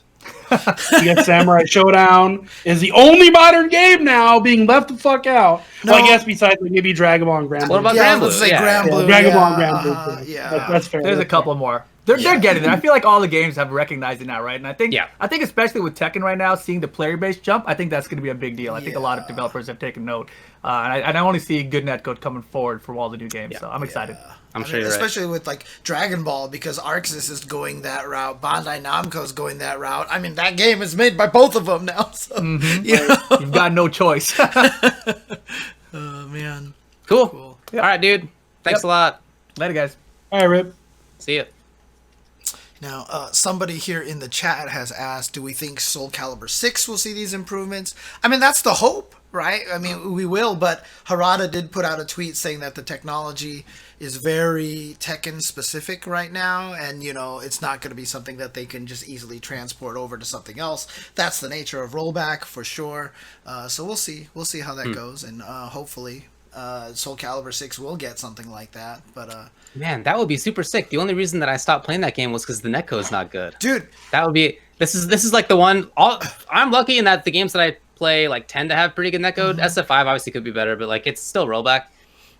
But like when you guys are talking about Sam Show or Grand Blue or other games that have really bad netcode, the closest that it comes to me is like I really like playing Calibur and BB Tag, and I stopped because the netcode was bad. Dude, but it would be super sick if I got to play those again. Definitely. I stopped playing Soul Calibur for the same reason. Now I play Soul Calibur every Monday with the Soul Cal distancing for the Parsec stuff. And like I said, I have been having a blast. Like I'm just, oh God, it's so fun to play that game right now. Yeah. So, it just shows you that if the netcode was good, we would be playing all these. I would be playing Under Night in Birth if the netcode was good, right? I would have been. At least that team is trying to make it happen. Yeah, that's true. Yeah, we talked about that. Cool. I really doubt that Soul Calibur gets this update, by the way. Just throwing that out there. Yeah, I mean, I'm not holding my breath for it. Let's put it that way. So It just feels to me like they feel like that game is more of an afterthought. That's like the impression that I've gotten from the Bandai folks. Yeah. Well, I have heard that that Bandai Namco is really happy with Soul Calibur 6 right now. It's the third highest selling Soul Calibur game ever.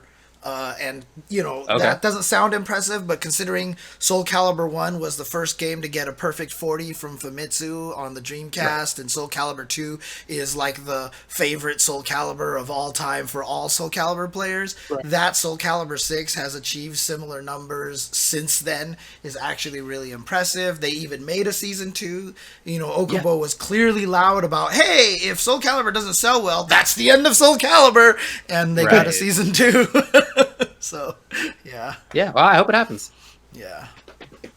All but right. it's unplayable online outside of the Parsec stuff. It really, really is. I mean, when I first did this Parsec stuff, so one of the Soul Calibur guys was even telling me I was kind of one of the reasons that the Soul Calibur community had the Parsec boom recently. So, because I was one of the first people to do that. So I'm actually really happy about that. So cool. All right. Let's go, James. Oh, man. Cool. So, do you want to take a break now? When we come back, we can do 5-5 matchup? Yeah, let's do that. Cool. We'll be right back, guys, here on Ultra Chen Total Landscaping. Be right back. Play the music. Play the music. Where is it? Where is it? I should really get this music queued up beforehand these days. Always uses that.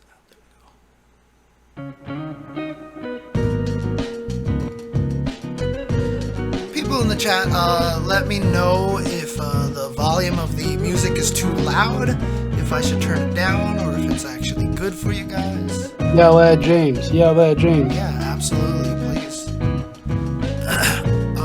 I'm doing a lot of different things with the audio these days, so if there's any audio craziness, let me know. For those people who've been watching Ultra Chan, obviously, for the past few weeks, we had Hanzo on a while ago, and he was like, why are you still using hardware for your audio mixing and stuff like that? He's like, you should go just digital. And then one day I contacted him, I'm like, tell me what to get.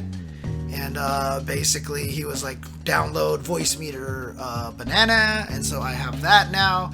It's complex, to say the least. The way PC audio works is, wow, it's janky as hell.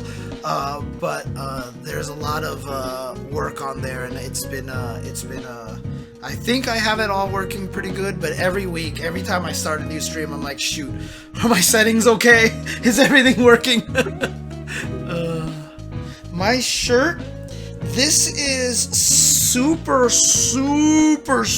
old school shirt that was on the Capcom store maybe like 15 years ago or something like that. But I saw it and I thought it was amazing. It's just a picture of the green herb, and it says for medicinal use only on there.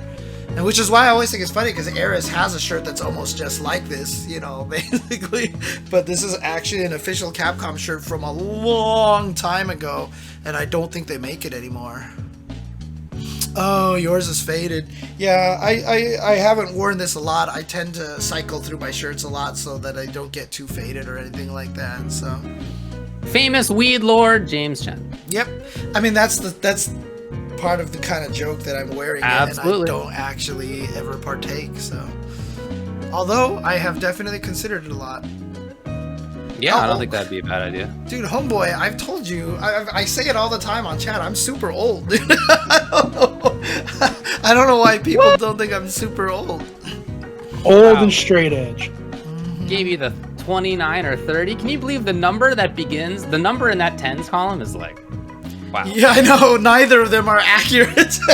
Yeah, jeez, man. That tens column is real adventurous. Mm-hmm. All right. You want to come back here? Yeah, let's do this. We gotta. Whoa, easy there, pothead. All right, hang on a second. Hey everybody, welcome back to Ultra Chen Total Landscaping. I'm James Chen, and I'm joined by Mr. Ultra David and Mr. Tubaware. We are back. Thanks again to Rip for jumping on here, but let's move on to the next topic here. The next topic is the 5-5 matchup, where we prattle on about whatever. And this time, we're going to be prattling on, once again, about old school versus new school. I think the way that this came up, here's my understanding of it, is that Desmond, the Marvel player, Yeah. had some Facebook posts where he was like, I can't believe that people nowadays are talking about top 8 as being what's important. Back in the day, it used to be like you were first place or nothing, or like maybe third, maybe top 3 like mattered. But like if you got 8th or 7th or whatever, like you didn't care, you didn't think about that. That was like worse than going 0-2 because you got close and then it didn't end up mattering at all. And you know, it's kind of like a why are people today so focused on this? They should just be focused on winning. This is part of like what's wrong with the FGC now. Whatever. And then out of that, I think the sort of conversation just kind of got spun up again of maybe like a slightly different take on this discussion. We've talked a lot about like old school versus new school, but more specifically the idea of like the level of competition at that time. Was it as strong as the level of competition is now? And that's not to say like are there as many good players then as now. I think these are maybe two different things. But like what Alex Vaya was saying on Twitter was like each time there was like a monthly at the local arcade in SoCal, that was like having a major. Like there were 128 players there and there was no fluff, right? Whereas maybe nowadays you enter a tournament and there's 500 people, but like half of those are fluff who are just hanging out, right? They're not like there specifically to try to win it. And his position seemed to be like, you know, back in the day, like there were a lot of people who were there to win it and who could. So that, you know, that's Alex's view. I hope that I'm not misstating that. That's not my intention, if so. And then other people kind of like not really chimed in, but like sort of had chimed in. And so, like, for example, a High Fight had a tweet, or maybe it was FGC translated, whatever, had a tweet that was from Tokido, where Tokido's basically like, yeah, it was like a lot easier back in the day to win. People weren't as prepared. Nowadays, you got to like do super preparations to try to win. And then Dogura in FGC translated had kind of the similar reaction of like, yeah, like back in the day, like as long as you like knew kind of what you were doing, you could win. But like now you have to study super hard to have a chance. I'm pretty sure Daigo has also said something similar. He actually kind of to where he said a lot of. Well, I think what Daigo said was that it's different in some ways, but that in fact, you know, back in the day there was like a 10,000 person tournament in Alpha 3 for him to get to the US for the US versus Japan Alpha 3 event, which was really hard. He felt, and that's he would like to run that kind of thing again, a giant tournament of that size again. Yeah, I hope I'm not like misstating any of these positions because I don't mean to. Yeah, I mean, was it as hard? Was the maximum level of competition as high back then as now? All right, James, tell us why it was, and then I'm going to tell you why that's bullshit. Well, I mean, look, here's the thing, right? Obviously, the overall scene is much stronger nowadays just because there's so many people playing these days and there is so much information out there these days. But I honestly feel like that at the highest levels you had, and again, this is kind of one of these frustrating situations because everybody wants to compare all the information as if it's the same, right? Like, oh, well, clearly it's better now because we have access to all this information, blah, blah, blah. And it was, you know, it's different because I feel like, one, people aren't acknowledging how much a lot of the fighting games have changed, right? Between now and back then. And when you look at the games that haven't changed, the top players don't change, right? So like if you talk about, you know, oh, well, clearly it's just, oh, there's so many people, blah, blah, blah, and everything like that. You look at a game like Guilty Gear, which hasn't fundamentally changed. And there are videos out there from 2003 of Omito, of Ogawa, of FAB killing everybody. And guess what? They're still killing everybody. Shouldn't the giant influx of people make it so they're not as good? Didn't happen because the game didn't change as much, right? We also have a situation, for example, with Samurai Showdown at EVO.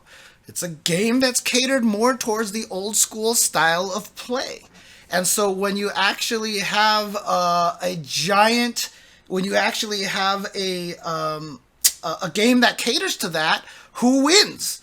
The old school players. A lot of people are sitting here talking about, oh, look, you did great in Street Fighter 4, but not as much in Street Fighter 5. Street Fighter 5 is the most different mentally of a Street Fighter game than every other Street Fighter that has ever existed. It's not an accurate comparison. The old games brought out a certain talent, a certain skill. Daigo said it himself. He said older games are about the speed of decision making. Newer games are about studying. He said that. He said, is Nuki not being good at Street Fighter V an indication of how good Nuki is at fighting games? He said, no. He said, Nuki is an amazing player. But just because he's bad at Street Fighter V because it's not a game designed for him. When you make a game designed for the players, they win. Alex Valle, freaking Justin Wong, and all those guys took top 8. I mean, the average age of Samurai Showdown at top 8 at EVO was probably like, if you added up their ages, it probably was equal more than like 3 of the other games combined, right? I mean, I think somebody did the math, and the average age was like 34. Right, and so like I said, like that, which is ridiculous. It's very old for esports. And so that's just the thing, is a lot of people are not addressing this factor about this.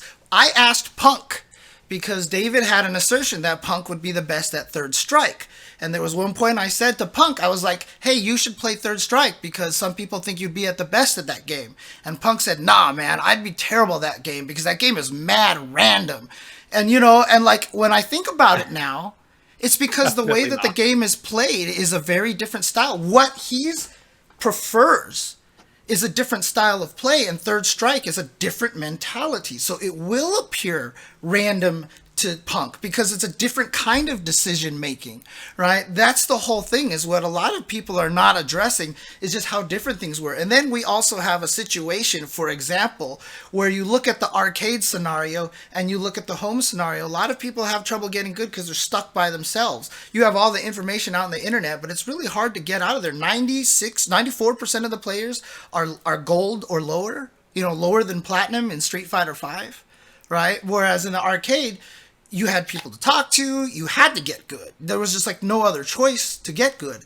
And then I wasn't even joking about it when I said it earlier. I do feel like the old school, because there was no access to all the information. The kind of skill that you had to have in order to be good at fighting games back then, being prepared to fight whatever you weren't expecting, is such a huge talent. It's a very different talent than what I see from a lot of players these days. I've lost that talent. I have to go to training mode and practice stuff these days, but I will always say at B3, John Choi using the Vi CC against Alex Vi in grand finals with a technique that he's never seen before nor heard of before, and doing it back to Vi in grand finals the day that he first saw it and didn't understand how and didn't have time to check it out, is really an indication of how strong the players were back in the day to this adaptation quality. These days you will see a lot more players get caught off guard by stuff. Now obviously there's just way more characters and way more tech. It's very, very confusing that way. But that's, like I said, the skill levels that were required for the long time ago style is different than the skill level that we have these days. And so it would draw out different people compared to what we're drawing out now. It's just not a comparable situation. I don't argue that either of them are better than the other at all. I think the discussion is stupid. I think the actual answer is that everybody was good given their situation that they were in, and given the games that we have, they're going to draw out the people that they do. I don't think it's an actual valid comparison, to be honest with you. And if you give modern players the resources they had back then, and the back then players the modern resources we have now, you would basically end up with a lot of the same strong players. That's how I come down to it. So, I mean, the players that you mentioned are among the all-time greatest fighting game players, and they were good and are still good, or could be good if they cared to. Like, certainly John Choi could still be a top player if he wanted to. It's just not what he's doing. Like, if I was practicing SF5 to win, like really, then he'd be great, of course. those names are names that you can pick easily because there were like 5 of them in the whole country. Right. Yeah. There were so few top. I mean, so my experience not in the 90s, I wasn't playing competitively then, but starting in like 02-ish, 02, 03, was that there were a lot of people who weren't very good, and I was certainly among them. And then there were people who like could consistently beat us, like the local best player at our arcade or whatever it was. And then like every now and then, like John Choi and Ricky Ortiz would come to the arcade, and they would demolish. Or Justin Wong would come down to our local, our monthly tournament in Northern Virginia and eat everybody alive. Or we would play against Alex Valle, and he would just destroy. Right. There was a very clear separation between like almost everybody and then like the literally fewer than 10 people across the whole country. So those very few players were top level, and they could still be. In fact, some of them are. Like Justin, you mentioned Vi getting a top 8, and Sam Show, like that level for sure. And it's the same thing with the Japanese players, right? Daigo, Tokido, earlier ages, Sako, like that sort of stuff. Yeah, of course. These are names that we can think of easily because there were so few top players. Yeah. Because the level of play was at the highest level, okay, yes. But there were almost none of those. And now so today... Whereas today, there's a million of them. So yeah. If you try to think about... I mean, not a million, right? Like, if you think about what it meant to be a top player in the early 2000s or mid-2000s, Justin Wong winning every single Marvel tournament he entered for 3 years. Other players winning, almost everything that they entered to. Right. That never happens now. The closest thing, at least in the most played games like Street Fighter and Tekken, that stuff doesn't occur. The closest that you can get is like Punk won like a fifth of the tournaments that he entered last year. It's just a completely different situation when it comes to that. So. It cannot be the case that at tournaments in Southern Hills Golfland that all 128 players who entered were killers. Yeah. I wasn't playing in those tournaments, but I was playing at around that time. And as somebody who was the fluff and then started to win tournaments, I won tournament. I won a bunch of locals in ST and Street Fighter 4. And I don't think I ever I certainly didn't ever beat Justin in a set in either of those. I don't think I ever took a set off Valle. I don't really remember exactly, but I don't remember doing that. Like I beat Combo Fiend once in a tournament, and then the next time he like destroyed me. Like there was like a clear separation between me at like pretty good. I was winning stuff versus like the legends. It was very good. And that just doesn't exist anymore. That separation's not there. Yeah, I think it's pretty clear that the level of play is higher today because there are more top players, like David said. Like there are. Yeah. There's more people playing the game. If you look at pools for Street Fighter V, nowadays in Japan look like top 8 anywhere else.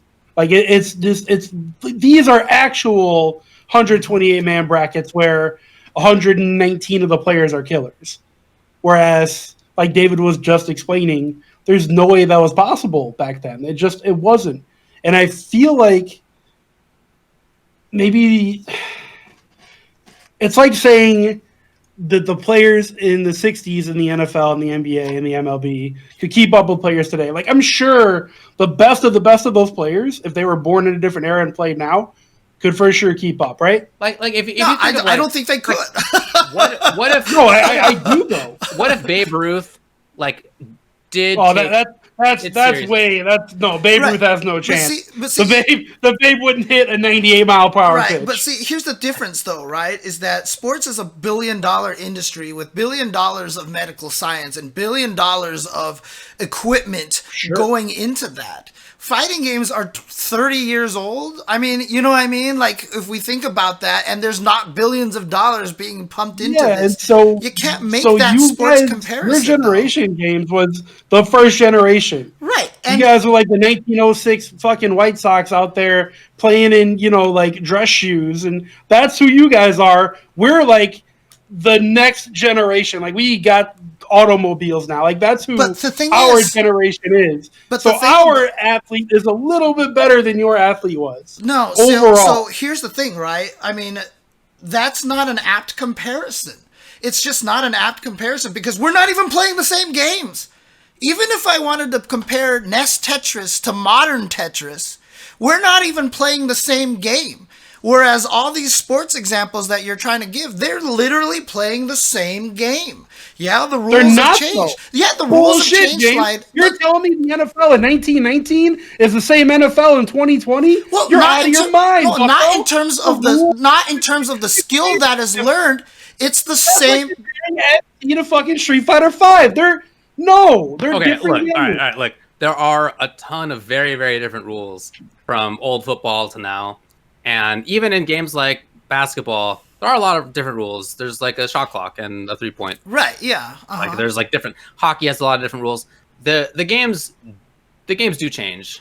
Right, how you call fouls is different. Like it does change. Right, but what I'm saying is like it's literally not playing a completely different thing with a different, like a completely. Well, we're not doing that either. I mean, we're not playing a completely different game. We're playing slightly different takes on like grounded footsies. See, but I don't agree with that. I don't agree with that. I think the games are vastly different from each other. I mean, another great example of this is the Soul Calibur and Tekken scenes. Right? You have these two games that are developed by the same company, and you would feel like that there would be a lot of crossover on those games like there were in Capcom games and such like that. There's not. Tekken players do not play Soul Calibur. Soul Calibur players do not play Tekken. There is a little bit of crossover, but it's very rare. And when you talk to a lot of the top Soul Calibur players, they're like, I can't play Tekken. I suck at this. That's what the conversation that I'm having a lot with the Soul Calibur players. Because the games are completely different mindset. They are a very, very different skill and the different strategies that you need for these kind of games, right? That's just the whole entire thing. It's like, I think that it's too blind to just say that, oh, well, of course, these players are better now. Look at how they're doing. Look, I have completely 100% agreed that the level and the depth of field today is like 10,000 times stronger and harder to deal with. That's not what I'm even talking about. I'm just talking about at the highest level, right? At the highest level, like I said, where are the new Guilty Gear players taking over Omito? It's not like Japan has a dearth. It's not like Japan doesn't have anybody playing Guilty Gear. What do you mean, man? They're going to be actually able to play online. Right, and so Strive is also going to be a completely different game, but it hasn't changed much. And so when you don't change the game, the top players are the same players. Are you going to get all these modern players and go back and try to take out all of the, old school, like, Super Turbo players, right? You go send them against Matsun and all those guys, they're all still going to win, I mean... Well, they've been playing for a quarter century. I mean, at some point, what you're talking about here is just the fact that they've seen every single situation. Right. And that takes a long time to learn. I don't know that that's the same as what... I mean, I think what you're trying to say is not that they have just learned a ton of information. You're trying to say that like those people are more prone to success in a certain game, and it happens to be Super Turbo. Yes. I think actually what's going on is that they've just been playing it forever, and so they've seen everything. And some of them are the kinds of players who, if they wanted to, could have succeeded at other stuff, but they just chose this. I really don't think that most people have like this big differentiation between what they are capable of being good at within the fighting game context, because there's differences naturally, but they really are not super different. So I feel like it's really more like, which game what was your first game that you love, or when you were starting to play, what was the common game in your area? Like these are the questions that lead more to which games are you playing, and then maybe some people stick around and play a game for 25 years. They just learn a lot about it, I think, rather than being like particularly prone to success in that game. They couldn't have known that beforehand. Right. I mean, there weren't games before that. So no. One of the things that I would say in response to that is that I think this is an important conversation to have, which is why I keep bringing it up, because I think that there is this false belief that the games aren't particularly different from each other. But I will tell you that in Soul Calibur, the amount of time I've put in that game compared to the amount of time I've put into Tekken even the top players that I'm playing against in the Monday streams, they're saying I'm doing really well. That I have a very strong understanding in the game, and I have put far less time into Soul Calibur than I have into Tekken, right? And so it's a different style of game. Also, maybe the Soul Calibur guys are just really nice to you. Well, because you're James Chen and you're giving them a place to play. Or maybe there were 20 Soul Calibur players in the country before Soul Calibur 6 came out, and they just don't have the number of players to have a very strong scene. I don't know. I haven't kept up with it, but also even then, maybe. Tubaware saying how great he is at Samurai Showdown, and I played him in Season 1 Samurai Showdown. I kept up with him, right? I mean, it's just like, then I go play something I did too. Yeah, there's something like Tekken that I haven't been able to grasp. There's games like Street Fighter V, which took me a long time. And in fact, it was understanding this difference in mindset is what got me better at Street Fighter V. And Daigo has said the exact same thing. He said that he's had to learn a different style of play to get good at Street Fighter V. He couldn't keep playing the same way that he used to. It wasn't just about putting the effort into it. It was about changing how he approached the game and how to understand the game. And I just don't think this is a conversation that we talk about enough in the fighting game community. We like to treat like that there's this fundamentals that apply to every fighting game. And what I'm starting to learn, and like I said, I have talked to people who are like, I can't get good at Street Fighter V. And I was like, you know what? I don't think the game is designed for you. Go try Samurai Showdown. And they're like, oh my God, Samurai Showdown speaks to me so well. This game is great. I totally get it. This game makes sense to me. Too bad you can't speak to them online. Yeah, exactly. But there is definitely a lot of differences between the games. And I think this is an important conversation to have, to understand that they... All right, well, we should table it for next week because we're droning on. We've been on 0, 0, 0. Yeah. For 3 minutes now. So all right, that's cool. Yeah, we can continue next time. That sounds cool. Yeah, but honestly, let's do it. Yeah, I think it's an important conversation to talk about. Yeah, we can have. That's not what we started talking about. Right. We're talking about other stuff. So maybe next week we can just have the specific conversation. Just as a closing summary, a lot of what Tubo was saying is that the current scene clearly stronger by numbers. 100% agree. I have no argument to that. That is 100% true. Because, like you said, the Street Fighter V pools are ridiculous right now. But the whole thing is that a lot of people are talking about that, the best players of the past just aren't as good as the best players currently. The other argument is that, on Desmond's point, Marvel 2 scene was dumb. Okay? Dumb good. If you're going to talk about Smooth Viper, Brandon DeShields, Yipes, Sanford Kelly, all these guys, Rotron, David Lee, all these challengers all over the place, and how good they were, and Justin never lost a tournament for 4 years. Yeah, are you telling me that you believe that a scene that let one person win every single tournament he entered for 3 years was good? Yes, I do. And also not even win for 4 years. But he didn't lose a single set. Yeah, he did not lose a single set. I thought he got sent to losers a couple of times. I don't think he got sent to losers to Evo. Oh, okay. Yeah. As far as maybe, I don't know, man. It's a legend at this point, right? Yeah. Yeah, for sure. All right. He did it with a stick behind his back, and his feet were hogtied. Yeah. All righty, we move on now to 5-5 matchup viewer questions.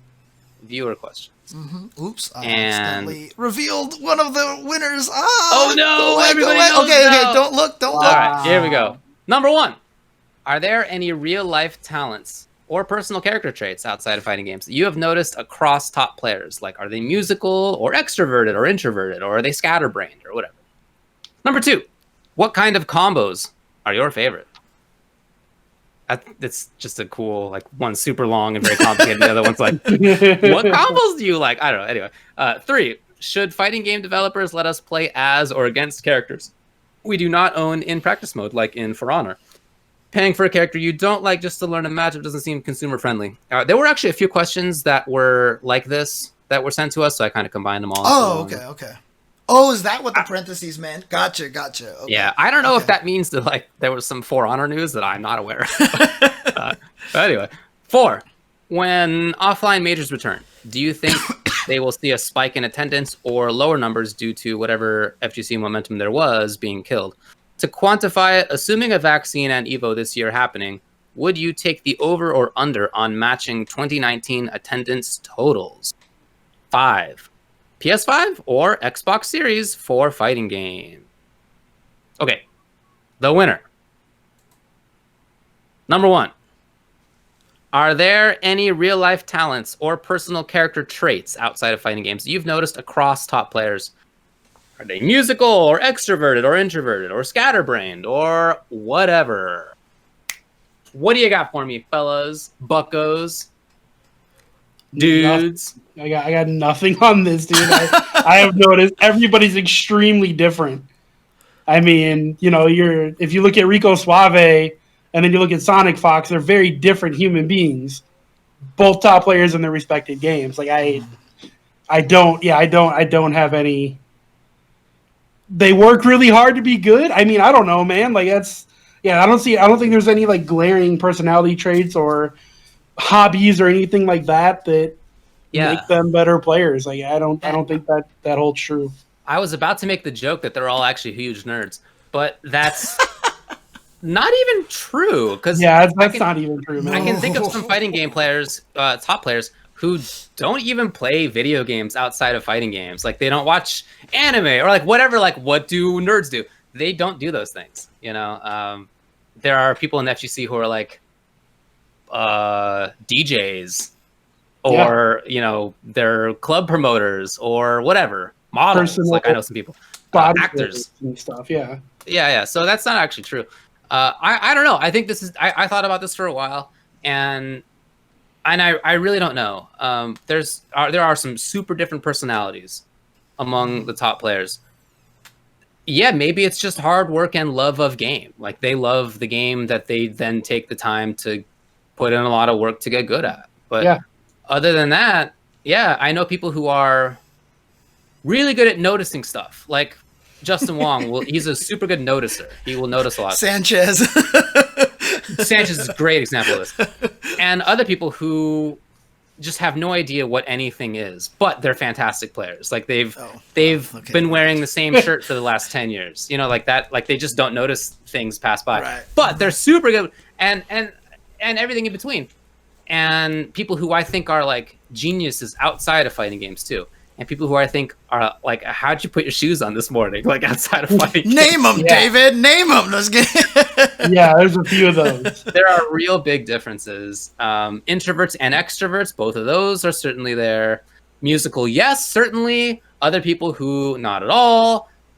People who can dance really well. People who are awful at that. And just absolutely everything in between. So I don't know that there's. I think it's a really fun question. And I was really trying to think about it. And I'd love if there was something that could sort of tie it together so that maybe if you were somebody who was trying to get good at a fighting game, you could think, okay, well, this is what everybody else does. So like, here's maybe a path to figure out how to get good. You know what? I got one. All Marvel players in general, top, bottom, were all degenerate gamblers. All of us. So... Well, if you hear people like betting on if the timer ends at an even or odd number, that's probably the Marvel players. So. I did that. I mean, You're kind of play player, Marvel right? You definitely commentated Marvel. I got kicked out of a League of Legends event for doing that. Yep. There you go. I mean, it works, right? Because that's what you do in Marvel. You're just gambling the whole entire time, right? So I mean, we're all degens. We know it. Yeah. We're ashamed about it. People, I mean, even within that, like there are people who play conservatively or who not just play conservatively, but like they won't take risks outside of games. They even among any like one subset like that outside of games, like you don't take risks, or maybe you're a big risk taker. And it doesn't even really speak to whether you play defensively in games or whether you play offensively in games. It's just, I don't know. I don't know if there's any good single broad statement here. I mean, the closest one, honestly, is you just hate losing. I mean, honestly, I think that's probably the most driving thing of the top players out there is just, you just don't have a complacency for losing. And, you know, I say this because it applies to everything outside of fighting games too, right? I mean, what made Jordan and Kobe so good is just that they just didn't like losing. You know, have you ever played like one of your friends who was obviously not good at fighting games and you're like, I'll go easy on him for a little bit. And then after a while, you're just like, nah, man, you know, fuck this. I'm just going to beat the crap out of him, because you just don't even want to throw the game for him, because you're just like, you know what, I'll end it at a 40 game win streak. I'll let him win the 41st game. But then you're like, no, because you just don't want to lose like that. Yeah. I did that to Larry God like a month ago in Marvel. He had just started learning 3, and I think I streaked him for like 88 games. So like on stream too, so everybody got to see it. But we played a first to 25 the other day, and it was 25-24. I barely won. Oh, that's awesome. So he's gotten super better good. really quick. I've lost 55 in a row. I'm not ashamed to admit that. When I'm learning a new game, I want to get beaten a ton of times in a row. Yeah. So I can like see what I need to do. You know, that's. Hey, see, that's a different mindset too, because I hate that shit. Like, I can't learn that way at all, because I just get salty. So, like, honestly, like, me and Olaf were playing, and he was playing his real team, and I just threw my joystick on the table, and I was like, no, I'm not doing this, dude. I'm like not doing this at all. Like, this is not gonna happen. Oh, get good, James. Yeah. No, but see, that's the thing is, like, I always say, like, I'm not the kind of player that if I can just beat my friends, I'm good enough. Like, oh, I'm the best. Like, I'll still keep experimenting, and I know enough that's what's real and what's not. The best time I was ever at fighting games was during CVS 1 and CVS 2, and that was because I played my friends all the time, and I just beat them up all day. But whoa, what is happening to David? Whoa, what happened to me? Oh man. Yeah, but it's interesting. It's interesting. What were we talking about here again? Oh yeah, the talents. I don't know. One of the other things too that I have noticed though is that I do feel like musicians, you know, obviously not everybody's that, but I feel like if you were a musician, it does give you a slight advantage in that you are willing to practice mundane things over and over and over and over and over and over and over again. And musicians also tend to have the same kind of muscle memory training that you have to have for fighting games. I mean, Marlon Pie is a pianist. Sonic Fox is a pianist. You know, Desk, you see the kind of stuff that he does. He's a bass player. Piano Densetsu. Yeah, whatever his name is, I forgot there. Yeah, so a lot of there's a few musicians out there. Yeah, but I wouldn't call them top players either, though. A lot of them, yeah. You know, yeah, for sure. Like, I guess Sonic Fox and Kyohei, sure, but I wouldn't call like Piano Densetsu a top player. Yeah, of course. He's definitely strong, but he's not won any majors or anything, you know. Yeah, but what Necromancy says, you learn to break things down in practicable parts as a musician. For sure, being a musician helps you with the execution side of things. I grew up playing the piano, and the way that I play the piano, I noticed is exactly the same way that I play fighting games, is that once the muscle memory builds up. Like, if you give me a piano piece and I learn the piano piece, I can play the piano piece from beginning to end, memorized. But if you tell me to start in the middle, I cannot play the song. Because if I didn't have what my hands were doing beforehand to transition into that, I cannot start in the middle of the song. You know, it's like weird stuff like that. And that's kind of how I am with like combos and things like that. It's kind of weird, so. Anyway, conclusion, I don't think that there's one single thing, but this is a very cool question. And if anybody can come up with something that they think is like a single thing, I'd love to hear it, because it is an interesting topic to talk about. Mm-hmm. We're not throwing cat scans on all top players and see what their brains look like. Sonic Fox doesn't play music. Sonic Fox just performs long combos on a piano. 100%. That is exactly how I used to play the piano. Because I'm terrible at reading sheet music. So that's why I had to memorize. Like, I'm so bad at processing sheet music quickly because of I have trouble I'm not a very strong visual kind of person, and so I had to memorize all my music to learn how to play it that way. It's really interesting. So I think I was the opposite. I could read music really fast, but I didn't. Maybe I just wasn't interested in memorizing. That's probably I never practiced. I was just too bored. Yeah, you know me. Never practiced. Anyway, all right. All right. What was the second winner? Number 2. What kind of combos are your favorite? Shout outs to the British spelling. This is really the second winner? Yeah, it is. This had Wow, 28% people of just the want to vote. know what combos we like, or what kind of combo. Not even the combos themselves. What kind of combos do you like? We put 15 minutes on the clock for this. Well, Actually, there was nothing. I typed in a generic number. So. No, I know. It's all good.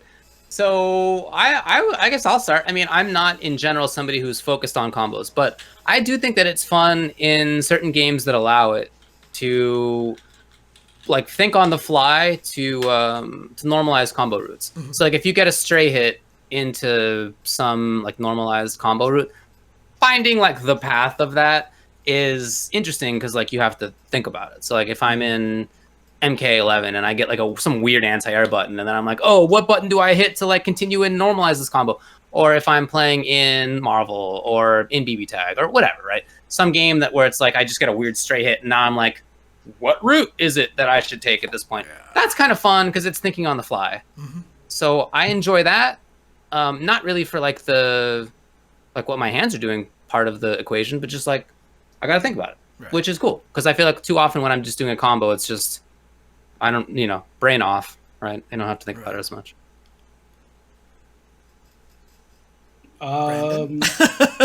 Brandon? I don't enjoy like learning combos is like the least fun thing about fighting games to me. Straight up. Like if you look at me as like a Marvel player, I purposely have never mained Dr. Doom because I don't want to learn TAC infinites. It's not even that I don't think I could do them. I don't want to do it. Yeah, I just don't wanna, man. The game is 10 years old. I ain't doing it now. Like, this is not happening, all right? I didn't do it in 2013. I'm not doing it in 2020. I'm not making you. You don't have to yell at me. Well, I mean, I just know everybody else is going to... Oh, you play Marvel. Doom TAC Infinites, I think, exemplify exactly what David's talking about, which is why I like him. So I actually like his TAC. No. Yeah. I don't agree with that.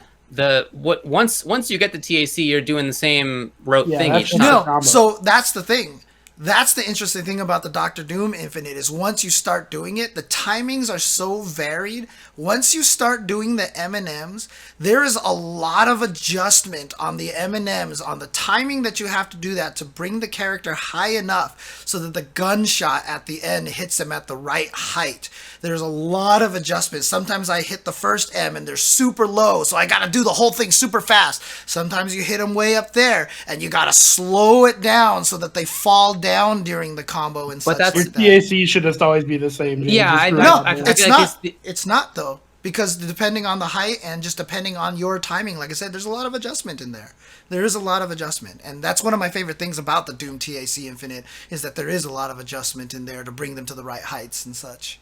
Well, in any case, what I'm talking about is something where it's the interaction between my character and the opponent's character is like some weird. I hit them in some weird spot. Yeah. But, and then finding the route to normalize, I like. Yeah, it's kind of similar in the way that I have to think the entire time I'm doing that. It's not a brain shut off thing when I'm doing Doom Infinites. Okay. It's absolutely you have to be involved in that one. And that's why sometimes when I do commentary, I'll see someone make that adjustment. I'm like, nice.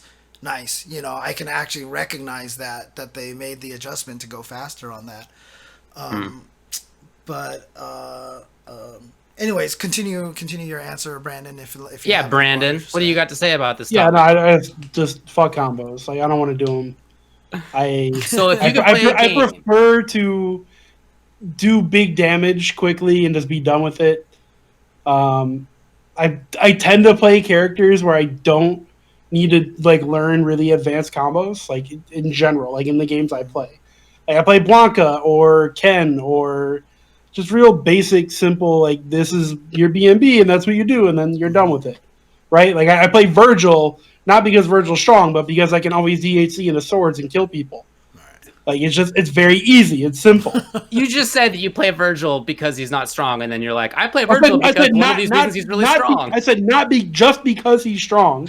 He's obviously strong. He's like number 2 or 3. I'm just saying the reason that you played him, you then elaborated, was because here's one of the ways that he's really strong. Yeah, it's not just because he's strong, but also because I can just be brain dead and here's swords, you die. Like it's very easy.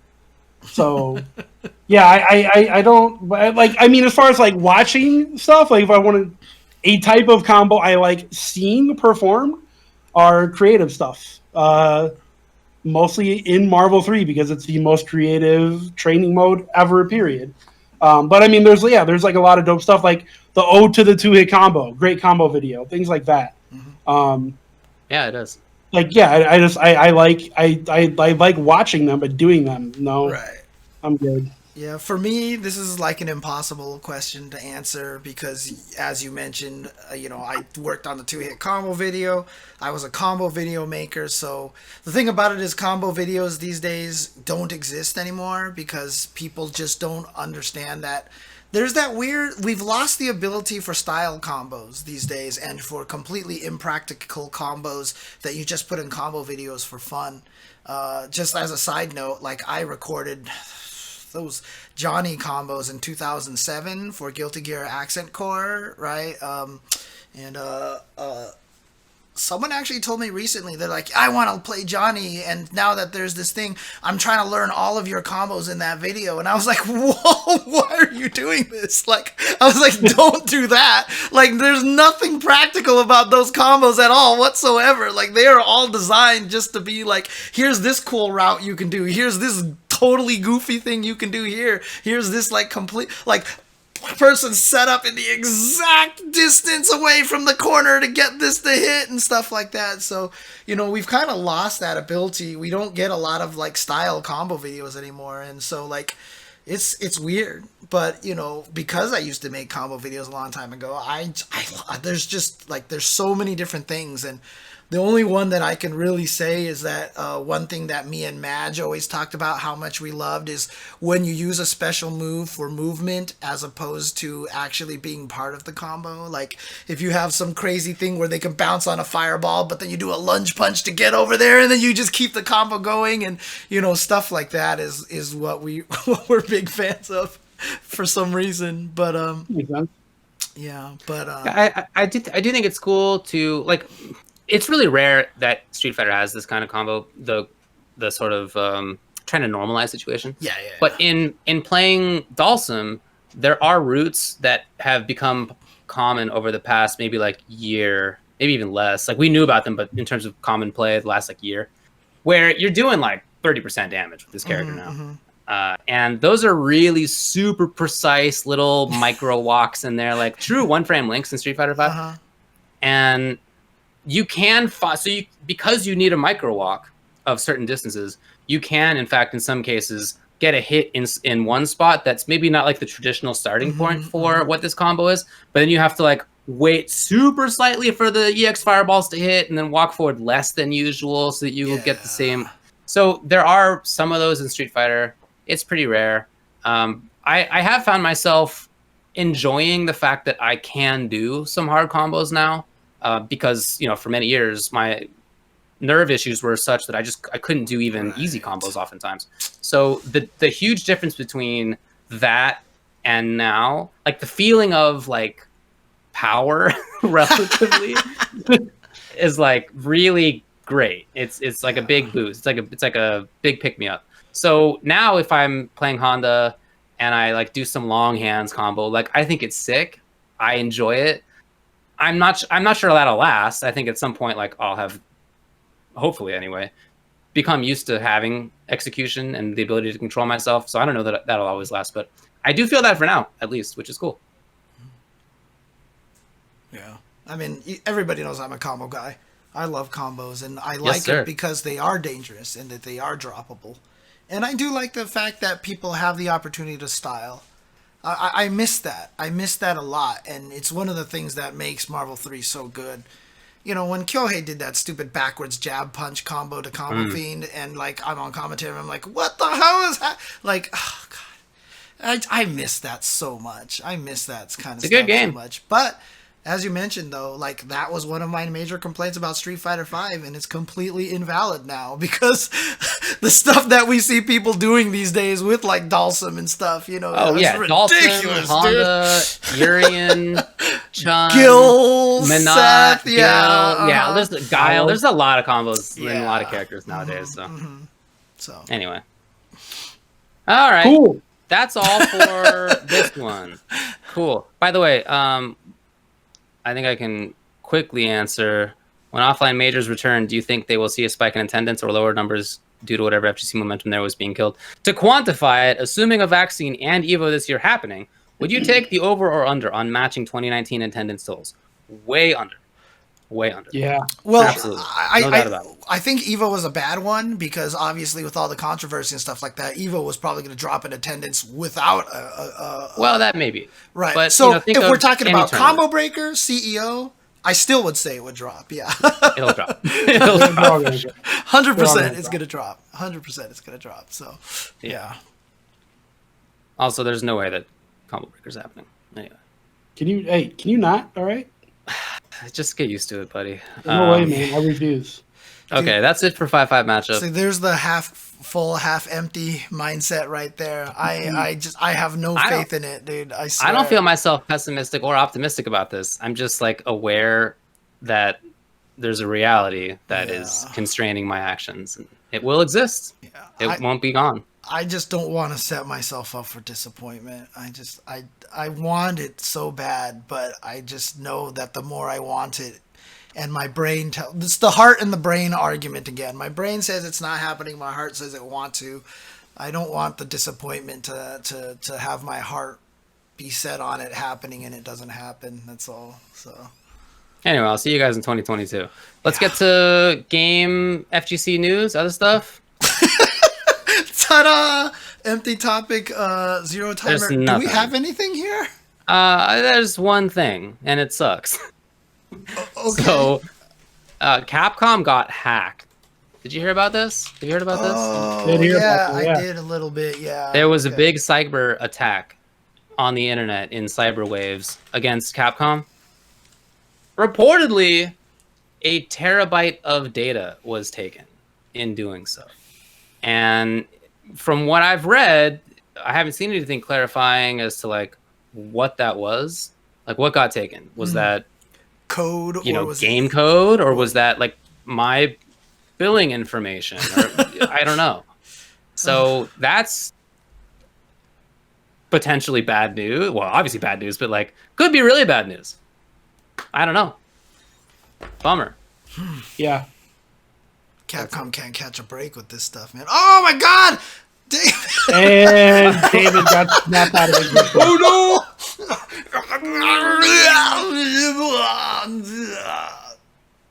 no! Wow. Actually, the information for David got taken from My Capcom, bits. and that David has now disappeared from the entire internet. Not my bits. No, my bytes. They've taken a bite out of my bits. What does that even mean? Oh, hey, you're back. Hey, what's up, everybody? I don't feel so good. Oh man. That's all I got. Anyway, this sucks. I just don't know what else to say about it because there's not a lot of specific info Yeah, about it. that blows. Bad I hope news. that none of my friends are affected. Yeah. Definitely agree with that. The other thing that I want to add to this, I mentioned that I remembered something. Frame Caliber is out, so if you are a big fan of Soul Calibur, definitely try to grab a copy of that. It's a free app on the iOS and on Android. And in terms of apps for frame data, it's one of the best that I've seen. It's so professionally done. And you can tell that the guys who made it put in so much work. Again, that's not me trying to poo-poo on the data, on the work that everybody else has done for a lot of the other games and stuff. But it's like, even like some of the Soul Calibur people were like, oh, it's out, and they downloaded. They're like, what the hell? This looks nice. So it's really, really cool. So definitely, if you guys can, and you're interested in Soul Calibur, grab that. Okay. Very good. Let's talk briefly about tournament results. Some stuff happened. It's been 2 weeks, right? So like definitely some stuff happened. But here's one thing that happened. The CPT Online 2020 China happened. Winner was Jiwa, IG Jiwa, with Poison and Akuma. He's been playing Akuma a long time, but been playing Poison now. His Poison looks sick. And so this is the longtime World Warrior, the dude who would go from China to like every ranking event. Everywhere. Yeah. Yeah, everywhere. South America, Europe, North America, wherever in Asia, all over the place. Australia, like. I mean, he finally did it from the comfort of his own home. Right, he didn't even need to go anywhere. Yeah, I thought that was so funny. God, that sucks. Yeah. Yeah. So anyway, congrats to him. That's pretty cool. So he qualifies for Capcom Cup. Nice work. I just want to say that 他赢的时候我好过瘾，因为我每一年看他一直打，他就是一点点都没有赢到。现在看他赢，我好高兴，因为我觉得他真的是我 one of my favorite players, honestly, and that really makes me happy. But 我好过瘾。 What the hell did you just call me? And 真的说了，我真好高兴。So there you go. Yeah, seriously though, I'm super happy for Jihua because he has always been one of my most admired players and someone that I have really respected so much. And to have him get into Capcom Cup finally after coming shy, like in 33rd place, 36th place and stuff like that, like year after year, like seriously, my heart is full because of seeing Jihua make it in there. I'm so happy for him. Super happy. Yeah, good for him. That's cool. Super cool. First attack happened over the past month. We talked about it earlier, saying that it was going to happen, and then it happened, and it was cool. We did commentary for SF5 Top 8. I also did commentary for Mortal Kombat Top 8. That was on Halloween, so I was commentating with Aquaman, Mr. Aquaman, and he cosplayed as Aquaman. So I cosplayed as Mr. Aquaman. Yeah, that was so good. It was pretty funny. Is it called cosplay when it's just a Halloween costume? I was thinking the same question when I was saying it. Yeah, it's a good question. It's the same thing these days. It's the same thing, I think, these days. I feel like cosplay usually has a lot more effort put into it than a standard run-of-the-mill Halloween costume. When I put on a pair of sunglasses over my normal glasses without even putting in contacts, and I wore a suit top but still pajama bottoms, that wasn't a lot of effort. Yeah, no, that was a low effort Halloween costume. I grew a mustache. Or no, did you have a real mustache? Or I did have a real mustache, yes. Okay. But however, my mustache comes in blonde. So I did take a marker and I colored my whole mustache. Wow. With the marker. A marker. Dude, you call that low effort? I did actually do that. That is the lowest of effort, actually. I did do that. Man sharpied his... I think that is definitely... And then I did it, and I walked downstairs, and my wife looked up. She was like, "Oh, hey!" So she literally did. She was like, "Hey."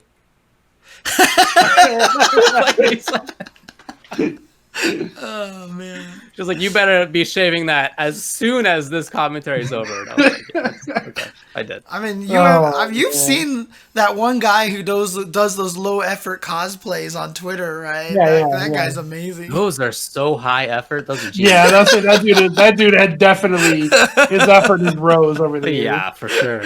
Those are genius. Oh man. Yeah. Anyway, just wanted to give a shout out to the First Attack crew. It's one of the tournaments that I always really enjoy attending in person. Couldn't this year, of course, but they still ran a good event. Online, of course. And then there was also an event that has happened before called Tampa Never Sleeps, but Tubo wanted to talk about it in particular this time. Yeah. So Tampa Never Sleeps is the tournament that Tong Lee runs in Florida. For Ultimate Marvel 3 through Parsec. But this week, he runs it every Friday. This past week in particular was extremely stacked. So I guess I'm going to start off by saying RF, the Japanese god, entered the tournament from Japan, from, I believe, Tokyo. That's crazy. Where was the server located? Was it in Hawaii or something? Northern Virginia is where the server is located. So RF was going from Japan all the way to Northern Virginia. They estimate he probably had between 10 and 11 frames of lag. It was pretty rough.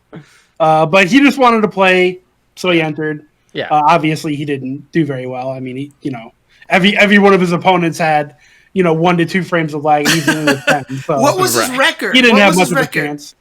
Was he 2-2? RF ended up 3-2. So let me just say, so he still beats them. He's still a god.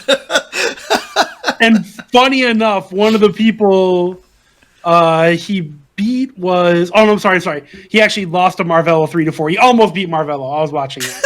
But he almost beat a really, really strong player, like, you know, through the chances there. But anyways, yeah, so I mean, just to name some players in this tournament, there is Milky, Mundank, Escalante, Ray, Marvello, Full Schedule, Frankie G, Coach Steve, Crown Thunder, Dr. Salt, Flocker, Dual Kevin.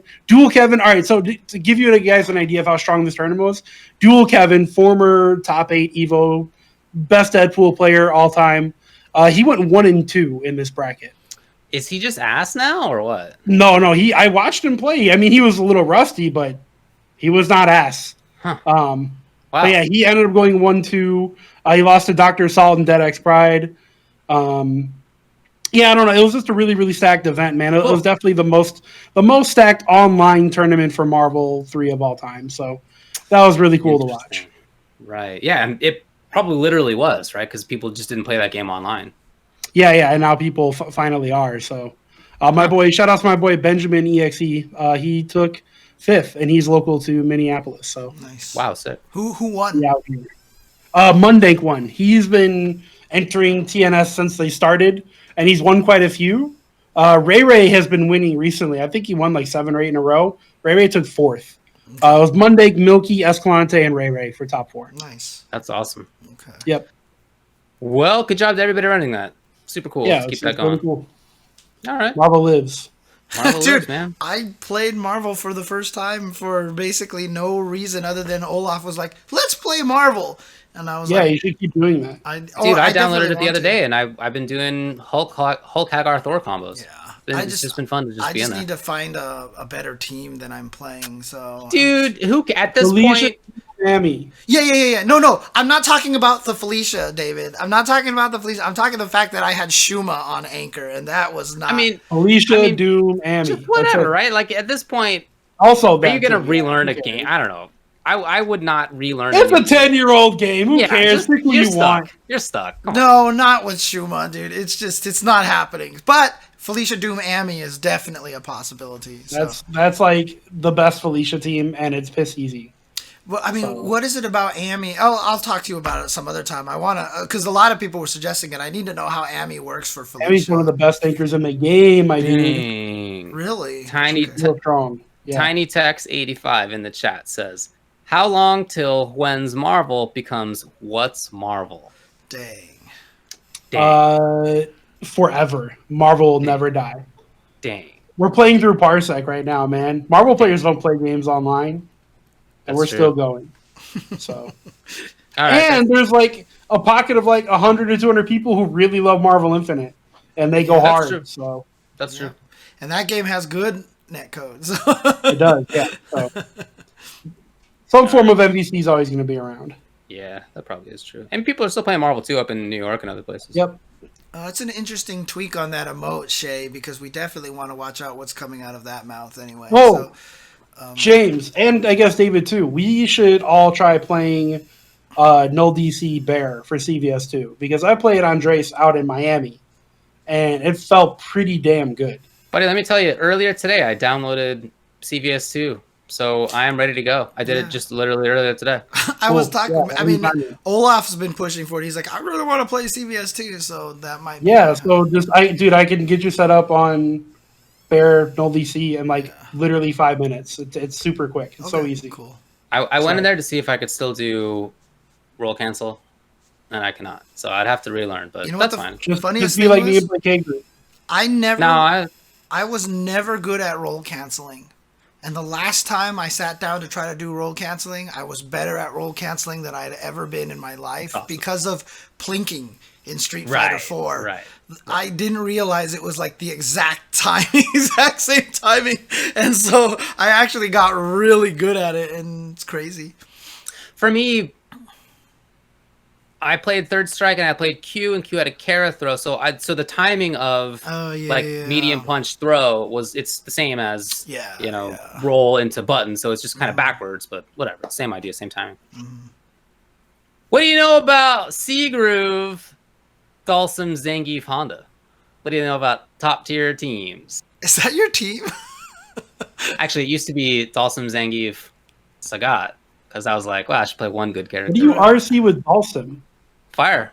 You have an invincible Yoga Fire. That makes sense. So I never played the game with roll canceling, really. As soon as roll canceling came out, I thought it was going to destroy the game, so I stopped playing it. So I have no experience. Yeah, I play K grooves. I don't care. I don't care about your custom combo. I don't care about your roll cancel. I have a short hop and a run, and I get real angry. Yeah, well, I'm going to taunt until you get angrier than you want to be before you want to be. So take that. Well, go ahead. I don't care when I'm angry. I'm going to hit you anyways. Now, sometimes you want to be angry, sometimes you don't want to be angry. But I can make you angry. All right. You won't like him when he's angry. Anyways. Upcoming events, just a couple things. CPT Online Australia is this weekend. I think I'm doing commentary for it, but I'm not 1,000% on that. No, you're not. Because are you doing 2 weeks in a row then? Or two events in a row or something like that? I think so. Oh, okay. But yeah, I'd have to double check. Okay. Also, UMK11 comes out on Tuesday. So check it out if you're curious. That's it. Cool. We did it. That's all I got. Oh, I did want to note this. This shirt that I'm wearing was sent to me by old school SRK head Crayfish. You remember Crayfish? Oh, yeah, I'm sure James does. Sure don't. Also, he's got, well, you're a baby. But definitely James does. And he sent this shirt to me. I like it a lot. I think it's really cool. Probably hard to see the whole thing, but it's really nice quality. This is the Axe Warrior tee, but he has a whole set of like old school shirts that have things relating to like CVS and Super Turbo and old timey things.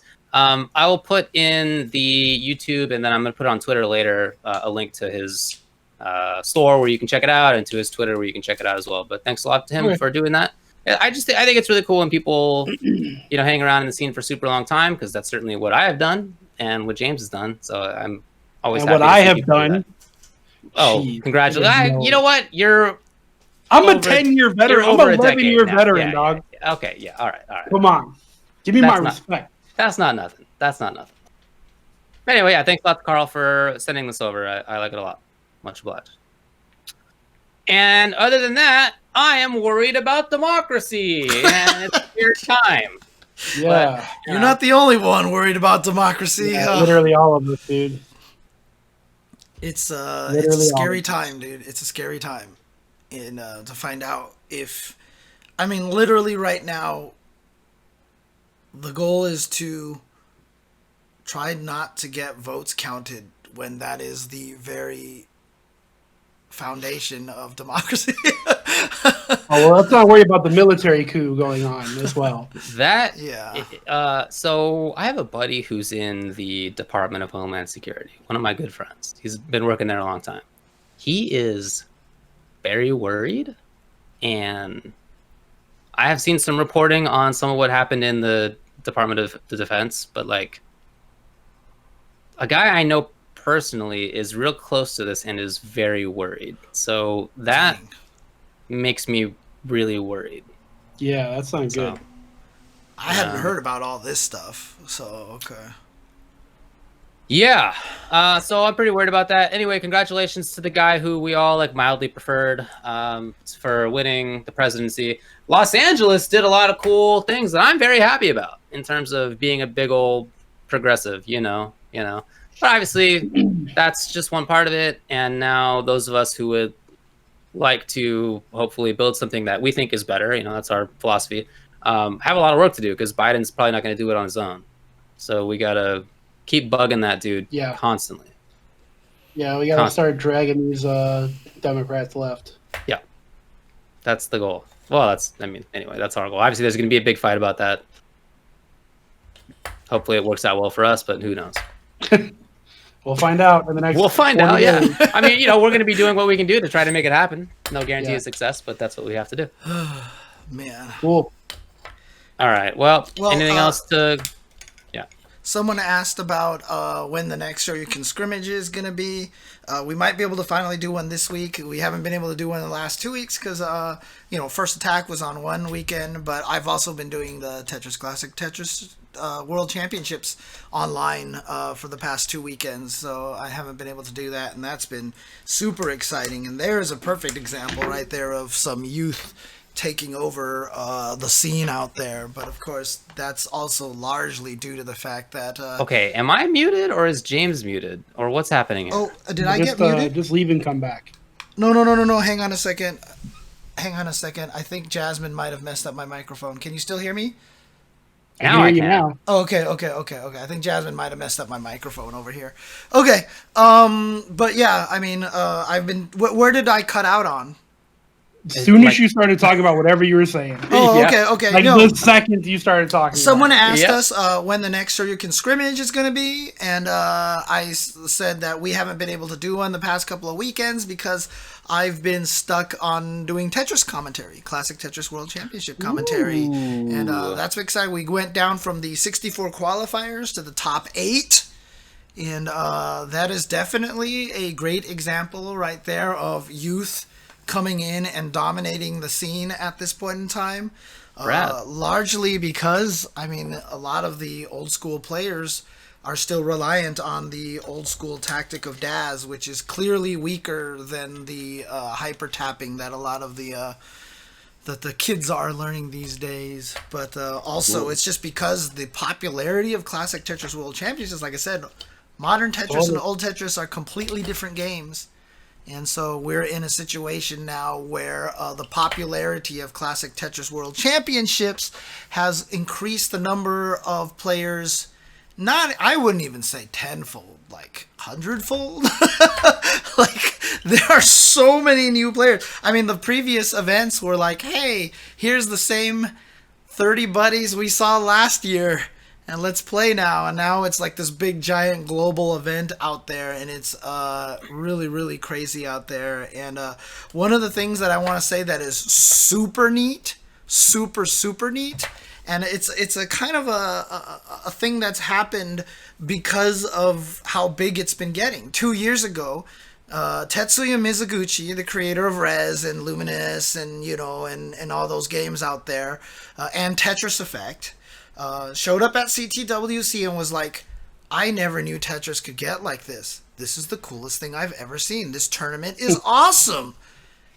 The next year, Alexei Pajitnov, the creator of Tetris, showed up at CTWC, and he said, this changed my mind. I used to think Tetris, the reason why we had the standard Tetris rules is because I just didn't think Tetris could be played properly without 3 preview pieces and the way that you can slide the stack and do all these things like that. And, and he's like, I've changed my mind now that there's different ways to play Tetris now.